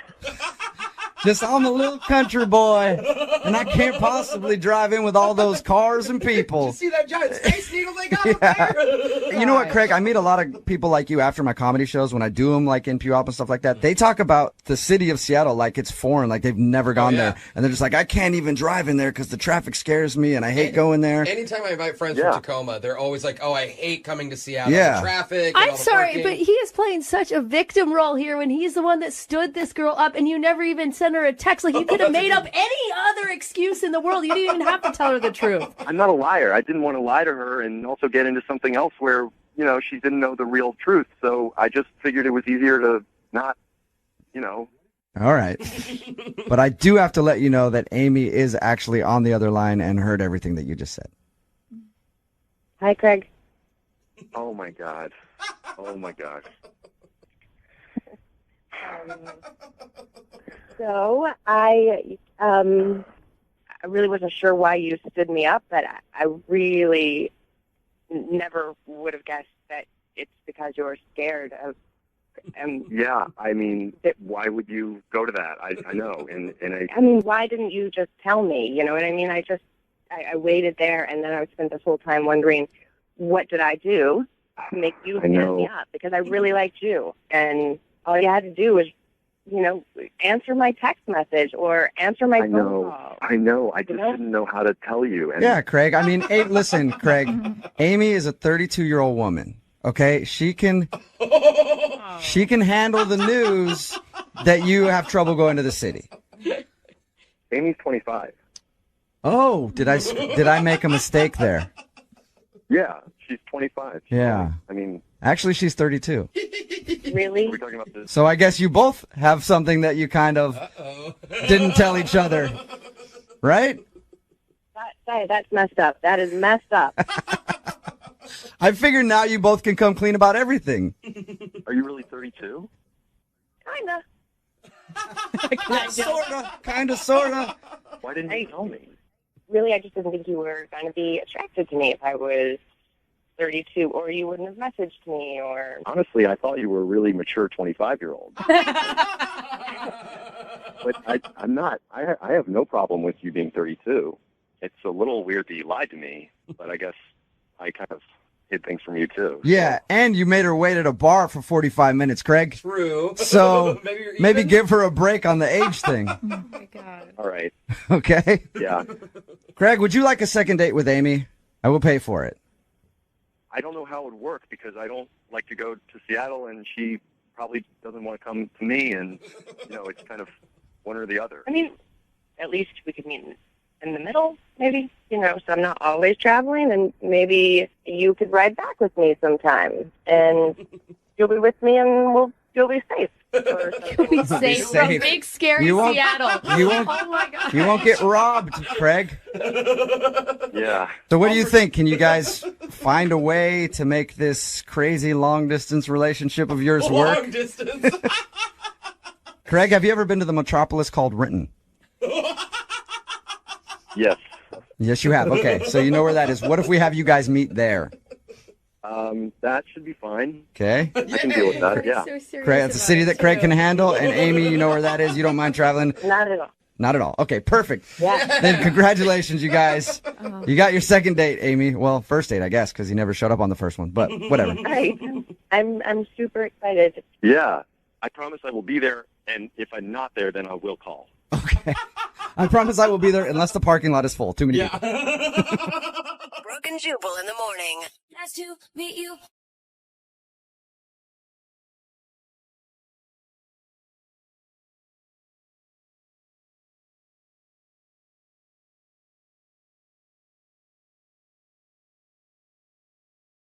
Looking for the perfect birthday or anniversary gift or a special date night? Well, then you need Zodart, Seattle's only exotic car rental company. Visit Zodart.com to book an exotic special car for that very special day. Moving 92.5. Brooke and Jubal's second date update. One thing I've learned from doing these second date updates over and over again is sometimes you shouldn't put too much effort into a first date. We hear stories about guys doing way too much and then not getting a call back, but it's also possible to not do enough. Yeah. There's a sweet spot when it comes to effort on a date. That is true. And Adam is on the phone today to do a second date update. He thinks that he got the latter. He thinks he didn't do enough for his first date, and now he's not getting a call back. What's up, Adam? Hey, guys. How's it going? Good, good. So reading your email, it sounds like you don't know how to plan for anything at all. Well, I'm not always the biggest on following through on stuff, but it's good. By the way, if I could just say, I'm a huge fan of the show. I like it quite a bit. Appreciate it, man. I don't enjoy it that much. I Well, I'm agree glad with that you, you do. Jubal. I'm with you. I'm a fan of Yeah. it. Oh, Jose likes it. Okay. Well, thank you for your email. The girl that you want to call today, what's her name? Stephanie. Stephanie. All right. Tell us a little bit about Stephanie then. Stephanie is just really cool. I met her. She's taller than me. I don't know if that has anything. Oh, to do dude. with it. I mean, that's the one quality you bring up about Yeah. Stephanie when you have to describe her. That's awesome, though. Are you like me? I like dating tall girls. I'm a short guy, and I love girls taller than me. Do you like taller girls? Yeah, man. Not always the biggest on following through on stuff, but it's good. By the way, if I could just say, I'm a huge fan of the show. I like it quite a bit. Appreciate it, man. I don't enjoy it that much. I Well, I'm agree glad with that you, you do. Jubal. I'm with you. I'm a fan of Yeah. it. Oh, Yeah. Jose likes it. Okay. Well, thank you for your email. The girl that you want to call today, what's her name? Stephanie. Stephanie. All right. Tell us a little bit about Stephanie then. Stephanie is just really cool. I met her. She's taller than me. I don't know if that has anything. Oh, to do dude. with it. I mean, that's the one quality you bring up about Yeah. Stephanie when you have to describe her. That's awesome, though. Are you like me? I like dating tall girls. I'm a short guy, and I love girls taller than me. Do you like taller girls? Yeah, man. I'm a good climber. Awesome. So am I. All right. So you met Stephanie, this tall girl, where? I met her at a bar. I had gone out with some folks. Yeah. And basically, she was introduced to me by a mutual friend. Okay. Uh-huh. And we talked, and it was really cool. I think we really kind of hit it off in the bar, mainly because it was just a terrible bar. Like, we were kind of laughing at how crappy the bar was. So did you ask her out on a date, or was just hanging out at the bar that night is what you're considering the first date? No, that wasn't the date. I eventually asked her out, but it kind of like snuck up on me because we were talking, having a good time, and it was like time to go. And so I did the last second, hey, can I get your number? We exchanged numbers, and then, we texted after that. Most of our conversations were kind of text. And then eventually that's when I asked her if she kind of wanted to come over to my place and maybe watch some TV. What? That's the date. Hey, big first date plans. Want to come watch TV? No, you don't do that with a girl. Like, if you're really excited about somebody, you sound like you were into this chick. I was. I wanted to, so I love this TV show on AMC called Turn. Have you guys seen that? No. Okay, it's kind of geeky. It's like a Revolutionary War show. It's Oh, not the, man. Ooh. Are you telling me that this girl that you met that you thought was awesome, you invited her over to watch a little bit of A Revolutionary War documentary? Wow. I mean, if I'm into it and then she's into it, that seems like it would be a good fit. I guess, yeah. I think your problem is, how old was she? How old is she? Yeah. I think she's like probably in her like mid to late 20s. Yeah, you need to be like 60-year-olds. Sounds like for your interests. I've definitely seen some candidates, but I'm not there yet. So what was her response when she figured out that you didn't have anything else planned that night, is what it sounds like to me? Like no dinner, no nothing. Well, first of all, that's not entirely true. I made a bunch of snacks because I like to not get up. How do you even make snacks? What, you cut cheese and put some crackers on a plate? Oh, well, no, it's just stuff in a jar. I mean, I opened, a few dips, and I get scoops because it was a date, so I got some like Nice. Fancy. You Yeah. know a guy likes you when he pulls out the scoops. Yeah, So- as much dip as you can, girl. How did the evening go then once she got to your place and you guys watched TV with all your snack foods? Well, I'll be completely honest. I don't think she was stoked when she walked in and she realized that we weren't going out from there. But she settled in. She ended up liking the TV show. I think she was asking me questions about it because we're like in the second season now, and so the show itself is kind of evolved. The characters, there was basically these three main characters that the show started out with, and then Are we talking after about those your three date now, or are we just breaking down the show? Oh, sorry. We just got so into the show, like so quick, and we just binge watching like all these episodes, and then next thing you know, it's like 1 a.m. and she's like, "I gotta go because I got work," and I was like, "Oh my gosh, I can't believe we just watched so much of this," and but it's great, obviously. So, Hey, at least she was into the show, right? Yeah, right. She liked it. yeah. And I felt like we were kind of cuddled up on the couch, and she was asking questions and enjoying it. But then, she had to go pretty quick. And that's actually the part that I'm concerned about because it felt weird. I didn't want to, like, go in for a kiss right there at the door because it was like she was off the couch and she had to get home so she could get some rest for work. And now here we are. Like, I don't know. I don't know where to go from here. You're telling me hours of television watching and you didn't even kiss her once? Well, I mean, there was a lot of stuff happening in the story that had not been happening previously.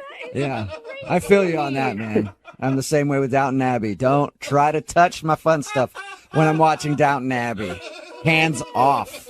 How long has it been since you heard from her then? It's been like a week now, and I haven't heard back from her. I mean, I texted some more, and I mean, look, there's new episodes that have come online, So I was thinking, You just invite her back to watch more TV? Is that your plan? well, she liked it. I mean, I guess that's kind of why we're here, because maybe she's not calling me back because it was like a boring date. I feel kind of like maybe I made a wrong choice with. Yeah. Well, we'll play a song, come back, call her, and get your second date update, okay? Okay. All right, man, hold on. Moving 92.5. Brooke and Jubal in the mornings. Second date update. If you're just joining us for today's second date update, Adam is on the phone, and his first date was action-packed. With muskets and cannons. Exciting. And over 600,000 people died on his first date. How did that happen? Well, he decided to invite a girl named Stephanie to his house and watch a Civil War documentary. I believe it was Revolutionary War, Revolutionary so I War. need you to get that straight. Sorry. I'm sure Is he'll it- be upset about Adam, it. is it revolutionary or civil? It's definitely revolutionary. Revolutionary. Sorry about that. Okay. Well, whatever. That's exactly what Adam decided to do on his first date. Now he thinks he's not getting a call back because it was a boring date, and he should have maybe gone to dinner and just done the regular date thing instead of inviting her over to just watch TV for a little while. Yeah, that's pretty much it. Now, if she does actually want to go out with you again, do you have bigger plans, or are you just planning on watching the next season of this show that you're so into with her? You know what? I don't think I would make the same mistake twice. Okay. Okay. Yeah, you go through all this, you get a second date, and then just do the same thing. Just go, yeah, we're going to come over. I forgot, I should mention, you did have snacks. You made sure to point that out when we first talked to you. I mean, I'm no slacker, but I think I could do better. All right, I'm going to dial her phone number right now and get her on the phone and find out if that is, in fact, the problem, okay? Thank you. I appreciate this, guys. Yep, you're welcome.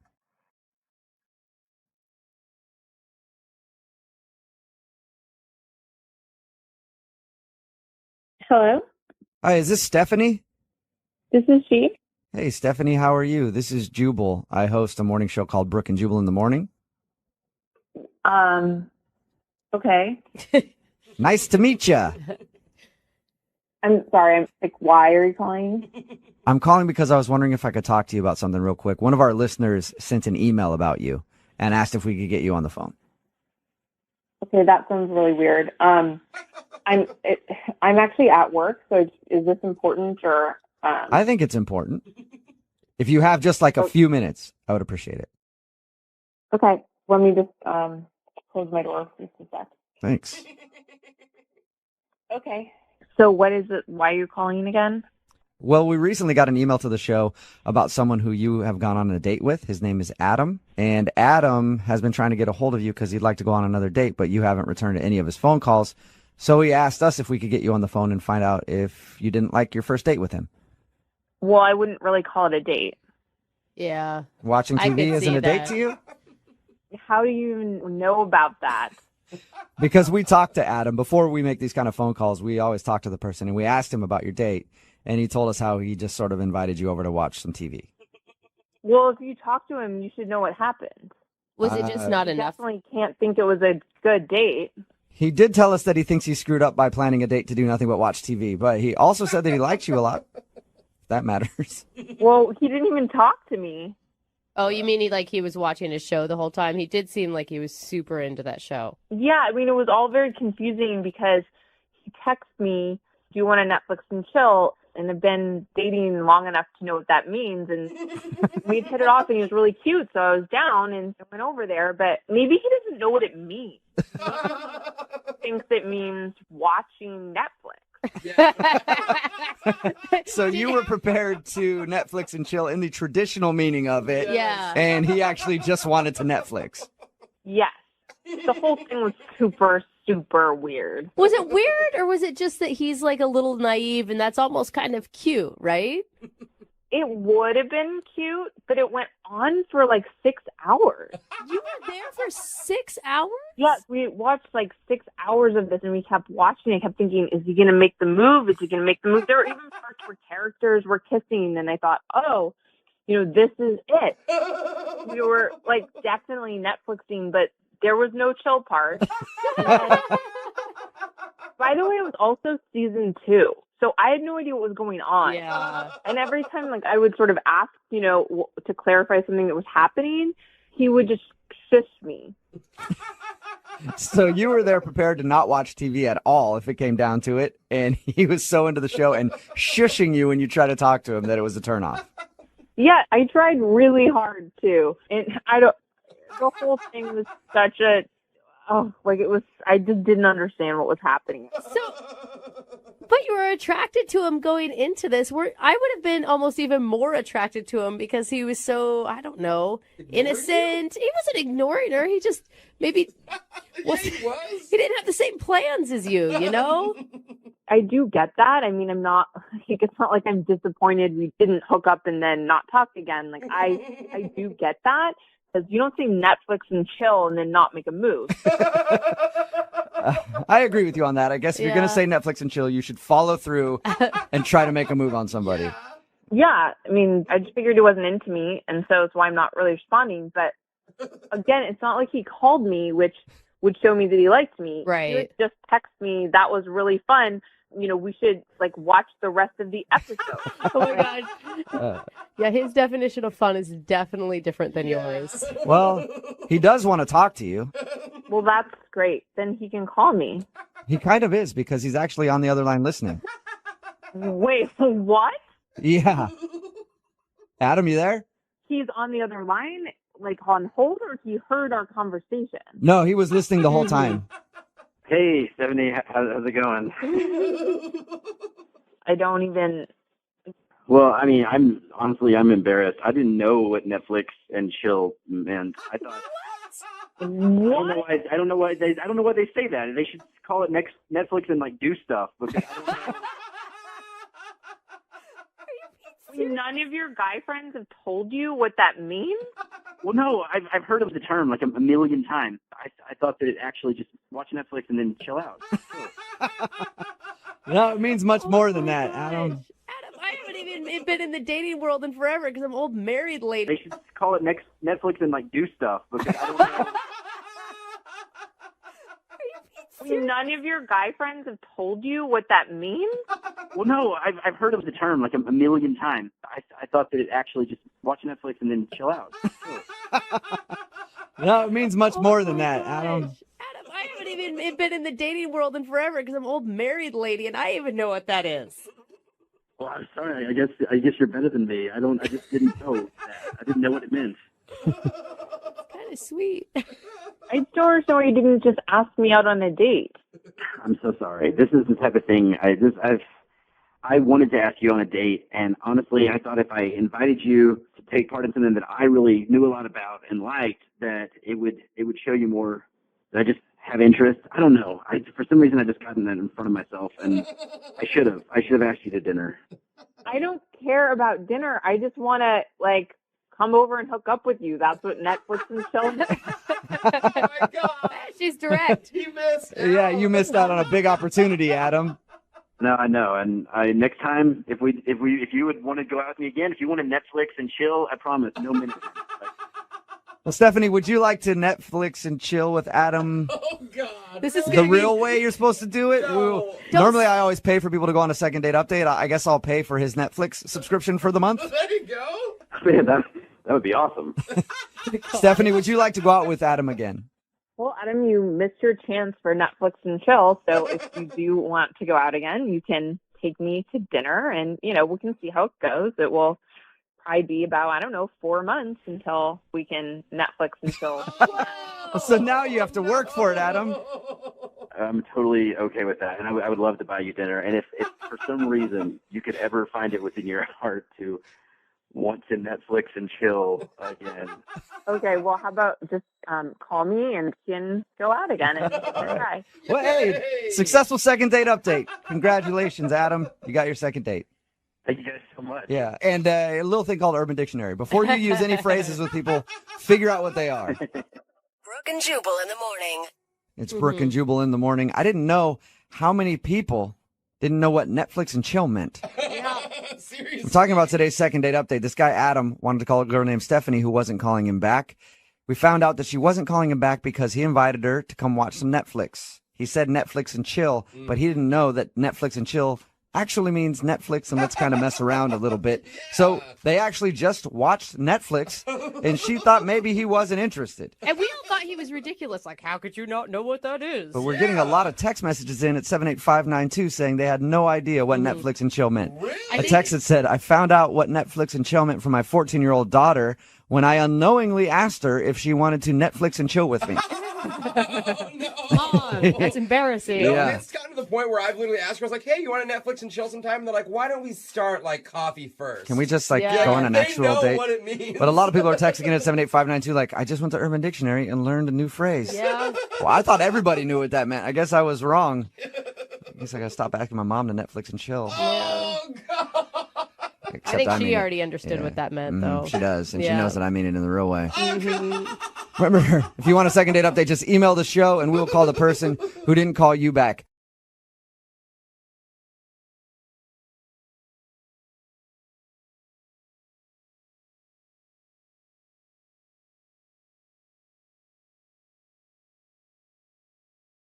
I don't know if you guys ever think about this, but if a girl ever wants to see a guy again, there's a few go-to moves that they'll use sometimes to guarantee that they get a call back. Okay. Like there's the old leave the sweatshirt behind at his place trick. Mm-hmm. And then when it happens by accident, you're like, oh, now I just have to say goodbye to it.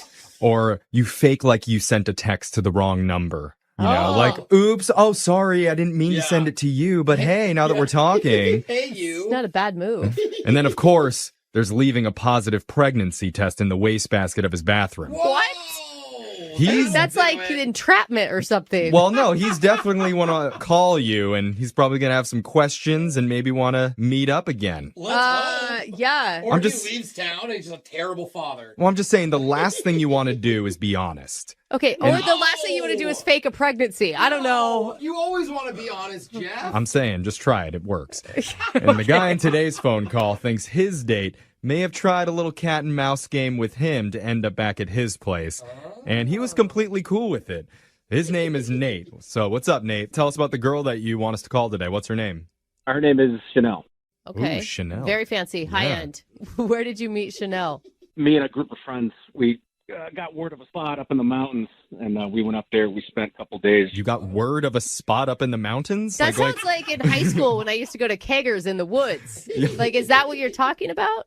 Yeah, you know, it's definitely a party spot. It's like a little touristy area. There's good bars there, good restaurants. Okay. It's a little mountain town. Yeah, okay. Got you. It sounded like it was some Sorry. secret meeting out in the woods. Someone's like, dude, these are the GPS coordinates. Just meet us there, Yeah. okay? But Chanel, she ended up being up there with a group of friends as well. So we ran into each other, my group of guy friends, your group of girlfriends. Mm-hmm. Right. So we end up pretty much, by definition, hooking up that night. What do you mean by definition? What definition do you have? Well, some people might have different definitions of hooking up. So what's yours? Well, are we the home run? Are we where are we at? We're asking you. I don't understand your analogies. I hit a home run. That's we'll leave it at that. Okay. Okay, All right. that's fine. Let's move on. So after you hooked up, is that what happened? Well, we're pretty much from the same town. So we ended up kind of exchanging numbers, and, I got back home, gave her a call. Well, we chatted for a bit, and then we kind of set up a time and a date to go out and hang out. So Okay, so how was that? So we went out to a small place, kind of an outdoor bar, fire pit, kind of relaxing, nothing uptight or anything. Okay. And what was your interaction with her like? Did you guys connect? Yes. So hung out, had a couple drinks. We got to know each other a little better through talking to each other. Oh, that's good. That's nice. There's a positive. Okay. So it got around like 10 o'clock. We got back to her place. I was dropping her off. And, I'm going to wait until she gets inside so I can kind of see her door from where I am in the truck at her apartment building. She's not getting in. So she comes back down and she says she's locked out. Oh, you think that's an excuse? Yeah, well, I don't know. I mean, she had two roommates. She said both of them weren't home. Both of them weren't answering their phone. So I'm kind of like, I see where this is I don't going. know, man. I mean, if you're a girl, wouldn't you think your roommates would Nate, kinda it doesn't like... have anything to do with her being locked out. She wants to hook up with you, man, and you didn't ask her. You already hooked up once. She assumed, dude. I mean, that's the assumption, right? Like, if you've already done it once, you're going to do it again. Well, we didn't really hook up. We just, we hooked up, remember? Oh, right. Now I'm more confused again. Okay. So what? So you what break happened? down the door to her apartment? No, I mean, I just said, hey, you could come stay with me. It's not a problem. So, I have an air mattress that I take camping that you can sleep on. So. Wait, Nate, I mean, that's cool. Like, I think that's fine that you guys don't want to hook up, or hook up. I don't know which one. I didn't want to impose just because we had hooked up in the past. That's considerate. Did she agree to that? Yeah, she came back, and, we were pissed about the air mattress, to be honest with you. Okay. What? So, are we calling her now so she can reimburse you for the air mattress, or do you actually want to see her again? Well, first I want to ask her what happened with the air mattress. Okay. And then maybe get another date? I don't know. That hole is kind of suspicious. You are a strange man. I just feel like you may just have to take the loss. No, but I also feel like you're trying to do things right. I just don't think they're going right. Right. Well, and the accusation that she destroyed your air mattress is probably not going to go over well. Yeah. Well, we won't bring that up, but we will play a song. We'll come back. We'll call Chanel, and we'll try and get you a second date. Okay, Nate? I'm really, really hung up on this air mattress. Okay. Well, hold on. We'll do it after this. All right. If you're just tuning in for the second date, we're speaking to a modern-day Lancelot. A true charlatan of chivalry. His name is Nate. He met a fair maiden named Chanel on holiday atop a mountain. Magical. Where they engaged in some old-fashioned buggery. Oh. And after that trip, they went on a date back home again, where he drove her to a bar in his lifted pickup truck. A lifted white horse? Yes. No? At the end of the night, she did get locked out of her apartment, and like a true gentleman, he offered to let her sleep on the floor of his living room on a $200 air mattress. Yeah. The next morning was very upsetting for Nate because not only was Chanel gone, but his mattress was popped. A luxury mattress. And where did Chanel go? Is that right, Nate? Look, I could pick up the sarcasm in your voice, but I really want to get to the bottom of the air mattress ordeal. So. Me too. Well, I think where you went wrong is the true gentleman move is to offer her your bed and you sleep on the couch. Yeah, but I thought that would make her feel uncomfortable, being in a strange bed in a strange room all by herself, So you think she took that anger out on your air mattress? I really want to make accusations, but I'm suspicious now. Okay. Okay. All right. Well, let's get to the bottom of this mystery. We're going to call Chanel right now. And maybe get him a date. Well, let's figure out the important stuff first. What did she do to your poor, helpless mattress? I'll tell you right now, she gets another date with me if we can get to the bottom of this. Okay. She's All right. earned it. All right. I like it. All right, let's find out. Here we go.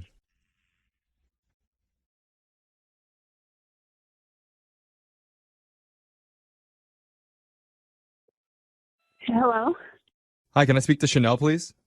this is Chanel. Hi, Chanel. My name's Jeffrey from the radio show Brooke and Jeffrey in the Morning. Do you have a moment to talk with us? Okay, what is this about? This is about a segment that we do called Second Date. That's where if you go out on a date with someone and afterwards, if they're not calling you back, you can reach out to our show and we'll call them for you to try and figure out the reason why. Okay, so somebody called you about me? Yes. You're quick, Chanel. I know. I'm going to say that right now. Sometimes we spend like 10 minutes Yeah. trying to explain how this works to people. And we're like, no, seriously, they want to get in touch with you. But the guy that emailed us about you, his name is Nate. Oh my God, are you kidding? I am not kidding. It totally sounds like something Nate would do. Really? Yeah, Nate told us about your interactions together, and he seems like an interesting guy. Yeah, he is quite interesting, a little awkward. Okay. I mean, it sounds like you guys spent a lot of time together from what he told us. In fact, he said that you guys hooked up, but not hooked up. Just, we couldn't really tell what he was saying, honestly. Depending on the definition. It was something in the mountains. Yeah. You may have kissed, we're not sure. We didn't really hook up in the mountains, and I could tell that maybe he was a little nervous, and I wanted to give him another chance. He's cute. He's charming in like a weird way. Yeah, it's unique. But even after the second time, and we had some drinks, and I thought he'd loosen up a little bit, I started to think that maybe he wasn't into me, or maybe he was a virgin, because he just was so awkward. He didn't touch me. Well, I think he was just trying to be like polite and be chivalrous and not take things too quickly. But you can do that. You can do that and still like be cool. Understand when someone's blatantly hitting on you. I mean, what was going through your head when he was blowing up the air mattress then? Well, first off, I was super confused on why he was pretty much forcing me to sleep on this air mattress. Like, I even told him, I was like, it's cool. I don't mind if we snuggle a little bit, like trying to ease my way in and not make him feel uncomfortable. But he just was very persistent that I sleep on this air mattress. So I rolled my eyes in defiance, but I slept on the air mattress anyways. Okay.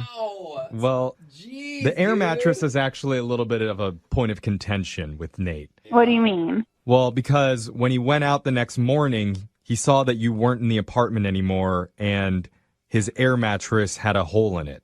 Yeah, it lasted like 3 minutes. I slept on it. I rolled around a little bit. I could hear the air wheezing out of it as I was laying on it. Oh, and you just know it's going to be a terrible night. At what point did you leave? Did you wait till you were fully on the ground, or did you bail on the air mattress before it was fully deflated? It's like Well, there's a little bit more, I guess. I don't know if I should even indulge, but I feel like at this point you guys know everything. So I did get up, maybe a half hour afterwards. I was just super uncomfortable on that air mattress, and I was going to go sneak into his bed. We kind of fooled around a little bit in the bed and hooked up, and I thought, that maybe he just needed me to make the first move. Yeah. Yeah, sounds like it. Yeah, well, the next morning when I woke up, I rolled over, and it was not Nate. It was his roommate. What? Wait. Hold on. What happened? So I thought that there was only one bedroom. Apparently there were 2 bedrooms. Oh, no. And his roommate has like the same build and the same hairstyle. And yeah, I was a little bit tipsy. So I had a good time with him. And I really thought, I was like, Nate surprised me. Wow, this is cool. Oh my God, you hooked up with his roommate? And you're the aggressor here. And you didn't realize till the morning. Yeah, the next morning, and the sun rays were coming through the curtains, and I obviously made a mistake, and I realized I made a mistake, so I called my roommate to get me the hell out of there. Can you imagine the roommate coming up like, I had the weirdest dream last night, you guys? I mean, he just went with it. That's the thing. The roommate just went with it. He didn't stop you and tell you, or I mean, I don't remember him trying to tell me. He definitely didn't try to stop me. I don't know, but I didn't tell Nate because 1, I think it'd break his poor heart. And 2, I just don't want to be in an awkward situation where I have to be around those 2 guys Well, again. Chanel, I hate to break this to you, but you did kind of tell Nate. Wait, what? I didn't tell you this, but Nate's been on the other line listening, and he heard everything that you said. Oh, my God. You're kidding. Yeah, hi. Chanel, hi. Oh, my God, Nate. I'm so sorry. Yeah, that was quite an earful. I mean, I really definitely didn't mean for it to go down that way, but ooh. Well, listen. No, I don't think you can blame Chanel on this one. I think that it's all your roommate's bad, Nate. I mean, she was just trying to come in and have some sexy time with you. Right. And I mean, look, things like that happen, but Do they? we got to talk, though, Chanel. Well, I mean, I felt like you were rejecting me. So even if I had gone in your room, you probably wouldn't have done anything. No, listen, hey, it happens to the best of us. I want to talk about, the air mattress that you were sleeping on? No. Wait. Yeah, the air mattress that deflated 5 minutes into me laying on it. I wouldn't even call it sleeping. No, there was a hole in that air mattress. Obviously. I'm just curious as to how that happened. Nate, you don't care about her hooking up with your roommate? No, I mean, hey, what are you going to do, man?